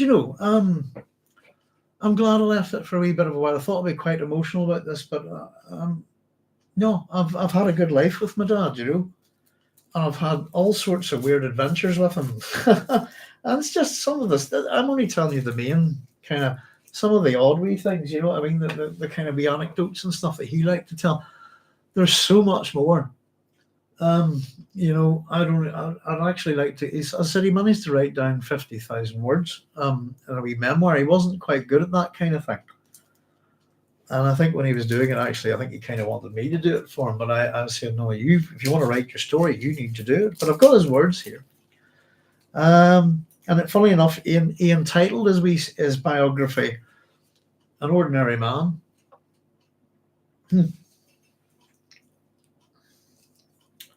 But he wasn't. Nothing ordinary about him. And I suppose in a country of Catholics and Protestants being mad and mad and mad, the reason why I'm not a Catholic or a Protestant is because of this man. That's the greatest gift, not joking, that he could have ever given me. But I had his love and I had his respect. And I had my mum's love and respect. My mum and dad were my friends, by the way. Whenever I left school, became an adult and stuff like that, I went away. I worked at home for an extra year and stuff, but I've been working since I was 10. Paper rounds when I was 10. I was a waiter when I worked in shops. I was a waiter when I was 15, a barman when I was 16. So I'd always worked. Even at school, I've been working since before secondary school. Yeah, and that's down to my dad as well. Work ethic. I'm still a person who probably earns as much as my first paper, but I still work hard. This kind of thing, that's just he was a good man. And I used to tell people these stories, or he might tell, especially people in England in the 90s, just look at us like we're complete loons. What sort of mad place do you live in, And to me, it's just Northern Ireland. It was Belfast, just home. It just seemed so normal to me. And that's the funny. I don't know. Some folks here are from Northern Ireland. I'm not too sure what generation they are, but there's nothing normal about this at all. So in a funny way, him and my mum just, what we did to survive, and we lived a certain way, And you're the storyteller now, Matt says. Thank you, Matt. Yeah, that's where I get it from, But his stories are all true, and that's the funny thing about them. That you can't make this shit up. It's incredible, some of the stuff. As I said, there's a lot more. He was nearly blown up. It says so in his memoirs. He was nearly killed a couple of times. Seeing your dad come home covered in someone else's blood when you're about 4 years of age, how does that work for you? It's and honestly, it comes down to the government and the police, etc., etc. The other thing, by the way, just to let you know, is that I suppose this is eulogy. Actually, I'll maybe keep it for another time. Is that the British government stripped all of these policemen of their disability pensions? I've got the letter here. They did it to the British Army too. So if anybody's ever considering working for the British Army or the police, you should seriously reconsider, because they shit on their own. And it's actually to do with the British government and transfers of pensions and stuff like that. Northern Ireland Policing Board has informed us that your percentage disablement has been decreased to 12.5% to nothing. As this falls within the same disabled man, no assessment of your injury pension is required. What the government did was they brought in a company called Capita, and they had one doctor, and no matter who went into that room, he said they were 0% disabled. Interestingly enough, there was a class action lawsuit against the British government, these people, and they ended up winning. But my dad lost his disabled pension for a long time because of these pricks. And the doctor was just a lying sack of shit. How you knew he was a lying sack of shit, by the way, was this. This is a good one, because my dad pointed this out. That letter I just read to you, one of those letters was given to a police officer who had lost his arms and legs in a bomb blast. A bomb went off underneath him. And that guy went, you're 0% disabled or something like that. And what they did to the police and the army is interesting, because it was science fiction in a funny way. Is that what they said was, well, if you're not disabled like that now, you could have earned money, etc. So we're going to calculate what you could have earned over 12 years if you weren't disabled, and take that off. And it was disgusting. The building, Capita, a very dodgy bunch of scumbags. Hatchet man. This is the British government trying to carte blanche take money off an entire cadre, two entire professions, army and police, from the disabled, put it into their bank accounts and use it as they want. And then this is how they work. They know that it'll take the law to catch up with them, but we don't care. We've got your money now and we can use it. And eventually they'll have to give it back, but with the minimum amount of compensation. If you see what I mean, like a couple of £100 each. It's one of the most appalling things the British government has ever done. But they did it to some severely disabled police officers and soldiers, As I said, there you go. That's my dad's story. There's all sorts of things, I think I might have lost the train of thought there or something for a second. But if anybody's got any wee questions around, I just needed to do this, and I was saying to the wife I hadn't done it, and I kind of kept putting it off. And one of the things really was just that, in a way, trying to get on with the science fiction station and all this. A lot of this had been in the back of my mind, and I kind of felt, I can't really go forward at this point until I do this. But there you go. Bodyguard to the royal family. Top surveillance guy. He was a very prominent, well within the RUC Special Branch. He's very well known, and he's just the guy you didn't mess with, but he's a real heart on him. And my dad was appalled at the stuff that his employers and the British government and the military did. And what he taught me has served me in very good stead over the years. It's kept me alive. It's as simple as that. And I'm a peace and love kind of guy, and I'm bookish, if you understand. But this is the thing: I'm not that bookish, if you know what I mean. There's a lot more to me than meets the eye, But I really appreciate chatting to you guys about this tonight. And as I said, it's a eulogy in the form of a bit of a storytelling, if you like. But that's my dad's life, And there's a whole lot more to him with my mother. He took her all over the world, and they were very troubled. But the absolute, when I wrote my mum's eulogy, I compared them to Tristan and Isolde, Romeo and Juliet, that kind of thing. But said no such nonsense because they're real. Their love is real. And I really admired him. And I had a lot of difficult times. I have to understand that when you start caring for someone, your relationship changes. It took a wee bit of its toll, but we didn't let it ever get between us. If you know what I mean, there was a bit of damage done here and there, but he was my dad, and at the end of the day, we wouldn't let our relationship ever get destroyed by anything like that. And he was my friend. And I taught him all sorts of stuff too. And he was a big help with my PhD as well after my mum passed away. My university hadn't given a flying shit about any of it. And I kind of went in and made threatening noises, and they gave me 3 months. For those 3 months, I had no money or nothing, but he let me work here, brought me my food, brought me my drink, and made sure that he didn't disturb me. And, and then whenever I got my PhD done, he went through it all with me, and I recorded it on a microphone and played it back to him, and see if I could try to get him to understand it, and etc. And he was a great help. And I probably wouldn't have got my PhD without him, if you know what I mean. But he taught me a lot, and as I said, I think there's a lot of people in this country hate the RUC. And to be honest with you, they have every reason to in many ways. But he was different. I said most of the RUC thought he was a Catholic, you understand, but he wasn't. And how he let them perceive things, he's a bit like myself. If you want to misjudge me or make a decision about me in your head that's wrong, go ahead. I'm not going to correct you. It's the last thing of you. It's to your disadvantage, if you see what I mean. And so he didn't really care what people thought about him. His actions spoke for him. His words spoke for him. His deeds spoke for him. And I said, there's a lot of people alive, because of him.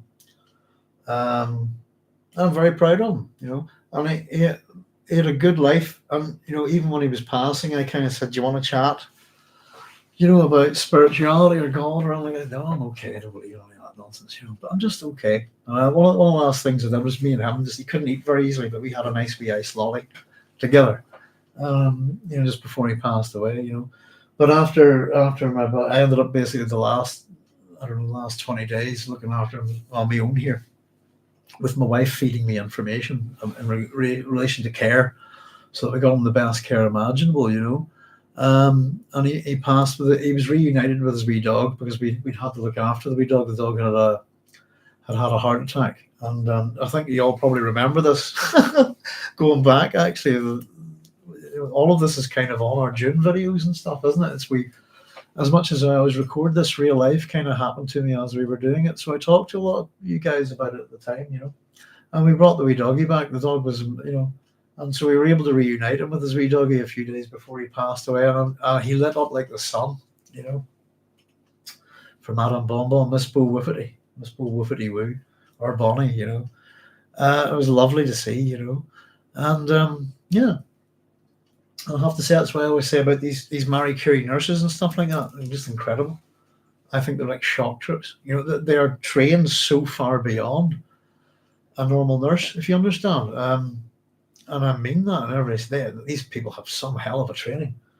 But I've never been so impressed by the two nurses that looked after him here, with my help, I suppose. But there you go, folks. And I've done my duty.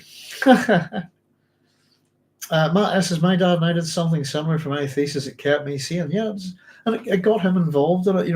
I'll tell you something. As much as we all talk about June, guys, my mum read, when she was dying, she read all the June books, all 6 of them. If you want to know why my mum isn't a Catholic anymore, it's got a lot. Wasn't a Catholic by the time she died. It had a lot to do with God Emperor of June.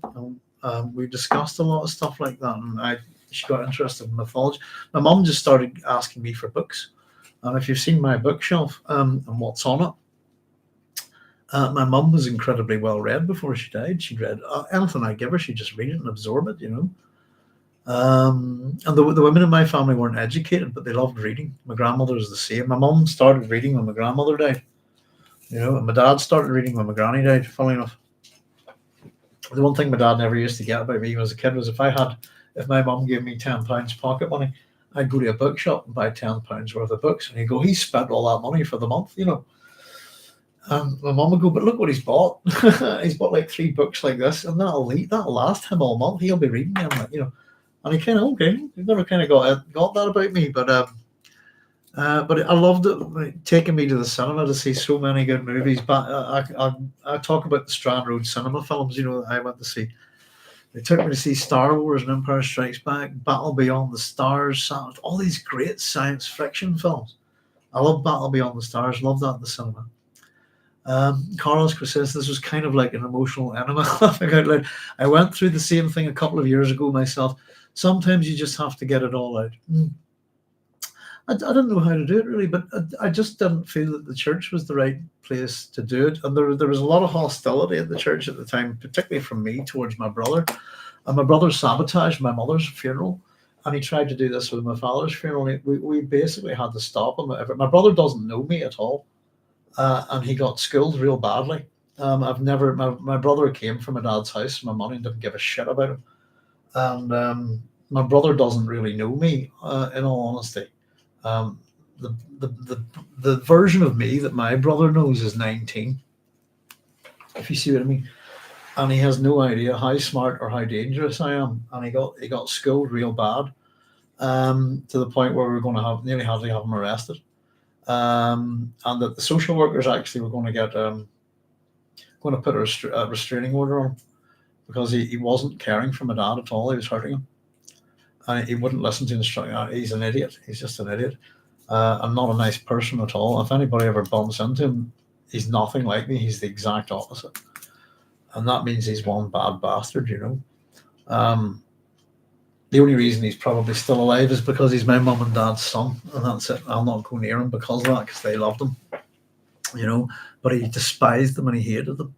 And whatever it was for, they never did anything to him. It's all imagined in his head. It's one of those kind of things, But yeah, it felt good, Carlos. Well, you went through the same thing a couple of years ago yourself. Sometimes you just have to get it all out. Yeah, I suppose, I don't know really how to put it, but over the last year and a half, I've talked a bit about it. But there's, as I always said, the bastards never got my dad, but some people came for him in the end, if you understand. That's what's kind of appalled me the most. But one was the neighbour on the left, one was the neighbour on the right, and one was my brother, and the other one was a solicitor. And I haven't forgotten any of it. And as for the two neighbours who, I know what they did, and I've had a go at both of them, and they're absolutely, this one is terrified of me, and this one's learning, if you see what I mean. But I haven't forgot about it, and I certainly, what they did to my dad's now a crime. Actually, it's called coercive control, and I'm certainly going to consider writing a letter to the police federation about it, and might make these people famous for it, to be honest with you. I don't like them, but a Protestant and a Catholic, what we call an Andy and a Billy on either side of us at the minute, and this guy has no respect for anybody here at all. But he'll learn. But that's it felt good to do this, but it's you have to understand, Carlos, that we keep secrets in this house, and we've had to. If you know anything about me, I'm my wife. I'm brutally honest to people. I'm outrageously honest. I don't lie to people for anything. And it's I'm kind of known for it. Was it my wife's nickname is the Warhammer, isn't it? In social services, but they call her a legend. But I'm known as a myth. I'm a bit mythical. But what I do is what my wife calls just blunt force trauma. But I don't see the need to lie to people, and even if it's to spare their feelings, I'll find a way of moving around it. But that's why it's because of that part of my life. As I said, the job itself caused all sorts of problems. Not having any friends, if you know what I mean. You go to one place, you're a little kid, Next day, you're just in the back of a car going that way, waving goodbye. And and everybody else going, "What the hell's happened?" And then you do it again 2 years later, and then you do it again 3 years later, and then you do it again, and you never get any. You never develop any firm long-term friendships or any kind of roots. And this house that I'm in now, um, my entire life, I never lived anywhere longer than 5 years. By the time I was 30 years of age, I had lived in 30 different homes. That's one a year average.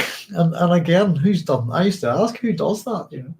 I didn't mind, and I always wanted to settle down in a funny way, and found it really difficult to do so. Just part of me, even when I finished my first degree, and what do I do now? Off I go somewhere else. It took me all over the place. I went from London back home up to Liverpool, then up to Edinburgh, and all sorts of places. But the comments about my dad, people who knew him years ago, some foreign people that he knew have been in touch just to say what a good man he was and that he was so kind to them and stuff. And it's one of those things that he might have been a big bad wolf, the lone wolf, if you like. And that's the thing taking me about with him. It's not a thing other policemen did, and he didn't necessarily trust him. I kind of wanted to know why he started taking me. By the way, this goes back to me being to someone trying to kidnap me in my first primary school. Was that my dad started taking me to special up there afterwards, and I think he thought it was a policeman. And I think my dad started taking me up to these places because I think he maybe thought I'd see that guy and go, "Oh, that's the guy that tried to kidnap me from school." But I don't think he was a cop, to be honest with you. And so that real threats, real dangers, or perceived or otherwise, but off we go and move around. And I don't. This is why I don't have a well, there are Northern Irish accents, but I don't have one. It's funny, whenever I left Larne and I came back to Larne, a bunch of friends come up to me and go, "Oh, you've lost your Larne accent." And I just looked at it and went, "What? You've lost your Larne accent? Well, you all posh?" I says, "Do you not remember me?" And I said, "I'm not from Larne." I used to say this. I said, "Do you not remember me arriving at your school when I was this age? Where do you think I was before that?" And so my accent is a real hybrid of all sorts of places in this country, and a bit of England, and a bit of this, that, and the other. But there we go. Listen, folks, I'm put emotionally. I'm a wee bit physically tired. I had to take my son up today for his driving test, and I have to say, I'm very pleased to say he passed. So well done. And it's been a long day, but I really appreciate you listening to my stories about my dad. I know it's not much science fiction, but he kind of introduced me to the right place in Belfast, if you know what I mean, for science fiction and fantasy. And he encouraged me. Always encouraged me, I said I ended up working with him and doing sorts of things with him, and he didn't quite understand me all the time, but I understood him very well. Not saying congrats to your son, thanks very much. And it's just a couple of days ago we had no heating. It's been a rough week, and I just said, you know what, I need to do this. It's time. And so it's not something I really want to do, I suppose, but it's a duty. But I'm glad I did it. And as you say, Carlos, kind of like an emotional enema, if you like. And it helps. But it's more to tell his story, I think, because people like him go unnoticed in this country. And all the bad people don't, if you see what I mean. But if you look at some of the people that we've talked about here, there are films about some of the Shankill Butcher, stuff like that. There's Notorious. There's all sorts of weird. I just even thought of a funny one about but I'll leave that one. But he was a good man, and he had arguably the most dangerous job in this country, and somehow we all survived. And I'm grateful. And I miss him. That's the thing. I really miss him. It's good to miss people, isn't it? And he had a full life, I suppose, is kind of what I was saying to him at the end. I said, as he was there, and I kind of said, you've done it, you're a success. And he goes, what do you mean? I said, you've a full life, you've lived a full life, you're 78, you've had a long life, you've got children, you have a wife, you've a successful career, you've been all around the world and seen things and done things that no one else has done. You've had a successful life, and that's a win, as far as I'm concerned, And I just the only thing that broke my heart about him really was he missed my mum so much. They were like that from for a long time. It's just the nature of trust and stuff. But that's a wee bit of family history going back to just prior to the war. All the people, all the family dying of tuberculosis. I've got all their death certificates kind of going back to 1888, pretty much. So I've got about 140 years of family history here, and I said I literally have tons of stuff here. But I just thought I'd try and pull out a few of the relevant, little things like this and Tommy Neal and all, just to give you a bit of context about Charlotte and all. But that's my dad, and he's a good man. This is a good word for him. And he loved his music and stuff. Interestingly enough, loved going to see the comedians and all as well. After my mum passed away, the year my mum passed away, it was at Christmas, and we had the most miserable Christmas, and we didn't know what to do. So I went and bought 2 comedy DVDs, Jimmy Carr and who was the other one? I can't remember. And we sat and watched them, and we happened to watch the South Park episode of the Tourette's one. And God, we needed a laugh that year. But our first Christmas on our own without my mum, very hard. And when my mum died, it snowed non-stop for 2 weeks. The minute she died, it started snowing. My dad died, thundering in the skies and stuff like this. Not that these things mean anything, but they were good people. And I suppose I understand very well who I am, what I am, if you see what I mean. I would be nothing without them. So all those years ago, that's the thing. Whenever my mum said, I need you to give up your home, your PhD, all of it, I need you to come and help look after it, it's because he couldn't cope. And that's why I did it. Because I had a debt, if you see what I mean. I owed them so much. And it wasn't enough. If you see what I mean, I owed them far more than that. But there you go. But yeah, he was a decent man. Terry Sloan, just Terence Sloan. And I think you'll check out, by the way, I think there's a superhero called Terence Sloan. So he was well named. He has no middle name. My middle name is Terence. I'm named after him. But that's our strange little family history, just going back, about 80 years or so. And we're an old family, by the way, and I'm the last of my kind, pretty much. I have to say I'm the last Sloan. Which is interesting. It's a very strange thing to be the last of your kind, isn't it? To be the very last. Hence a breed apart, if you see what I mean. But there we go. Listen, folks, it's been a real pleasure to talk to you about my father. I've really enjoyed it. Thank you so much for listening. I'm going to be back on Thursday with the book club because we've got heating. And the reason why I didn't do the broadcast the other night was my lips were so badly cracked, and myself and my wife had a touch of food poisoning as well. But I just didn't manage to get the work done on top of that, just because we had our heating gone. But everything's fixed and we're all toasty here. And so I will, goodness, what day is this? This is Saturday, isn't it? I will see you all on Thursday for the June Messiah book club. I suppose the other thing is, if you want to get from this, is how I can relate to Paul Atreides in many ways. If you look at the father and the son, his childhood of not having any friends and being trained and all of these things and all of this kind of stuff. I'm not saying I'm a universal super being or something, but I can relate to young Paul Atreides a lot.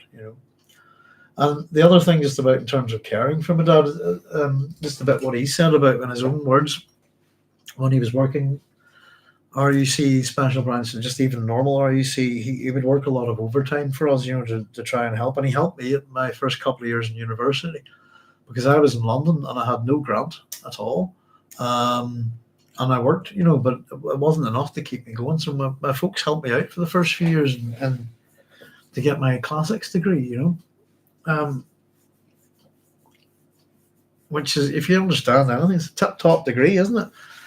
And then after that, I was able to just, off I go and did my own thing, And my parents were proud of me and I was proud of them, And I said they're good people, But there we go. I'm a bit pooped and I could do with a wee bite to eat. It's been a long day. This is just, as I said, something I had to do, and I'm going to leave it up. This hasn't been monetized in any way.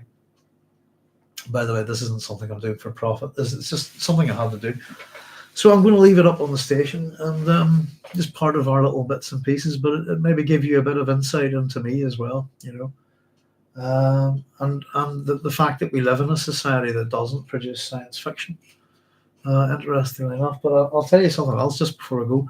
I'm reading Bob Shaw's wee book at the moment, that one of those Northern Ireland science fiction writers, and I'm absolutely adoring it. Loving it. I'm going to have a good natter about Bob Shaw at some point, but he would have been one of those people that frequented that little shop in Smithfield, if you see what I mean. Not many places where you could do this in Northern Ireland, I still have a big place in my heart for Smithfield, if you understand. It's my favourite place in Belfast. But yeah, there you go. That's Terry Sloan, 1944 to 2022, and he died well, and he was a good man. So thanks very much, folks. I'm going to say goodnight. And thank you, everybody. And Carlos, I'd love to chat to you sometime about the RUC and all of that. That sounds fascinating. I know a lot of you are from all over the world and stuff, and I don't really know too much about some of you in Northern Ireland, but it's nice to chat to people from all over the world. There's all sorts that was involved in the Troubles here in Northern Ireland. Something a lot of people don't realise is the Troubles is part of the Cold War. Certain books and films might actually give you a sense of that sometimes, but it's very much true, simply based on things like the weapons that you can see supplied to the terrorists in this country from America, from Russia, Middle East, Europe, etc. But there we go. Listen, folks, thank you very much. I'll say good night, and if anybody's in it, we'll see you on Thursday at I think it's 10 p.m. hopefully, but we'll definitely be on with our next chapter of June. And so I'll say, look after yourselves, and thank you very much for your time. I've really appreciated it, guys. And take care. It's a crazy world. Congrats to your son. Good night, Doc. Good night, Matt. Good night to you all. Look after yourselves. Be well. Thank you. Good night.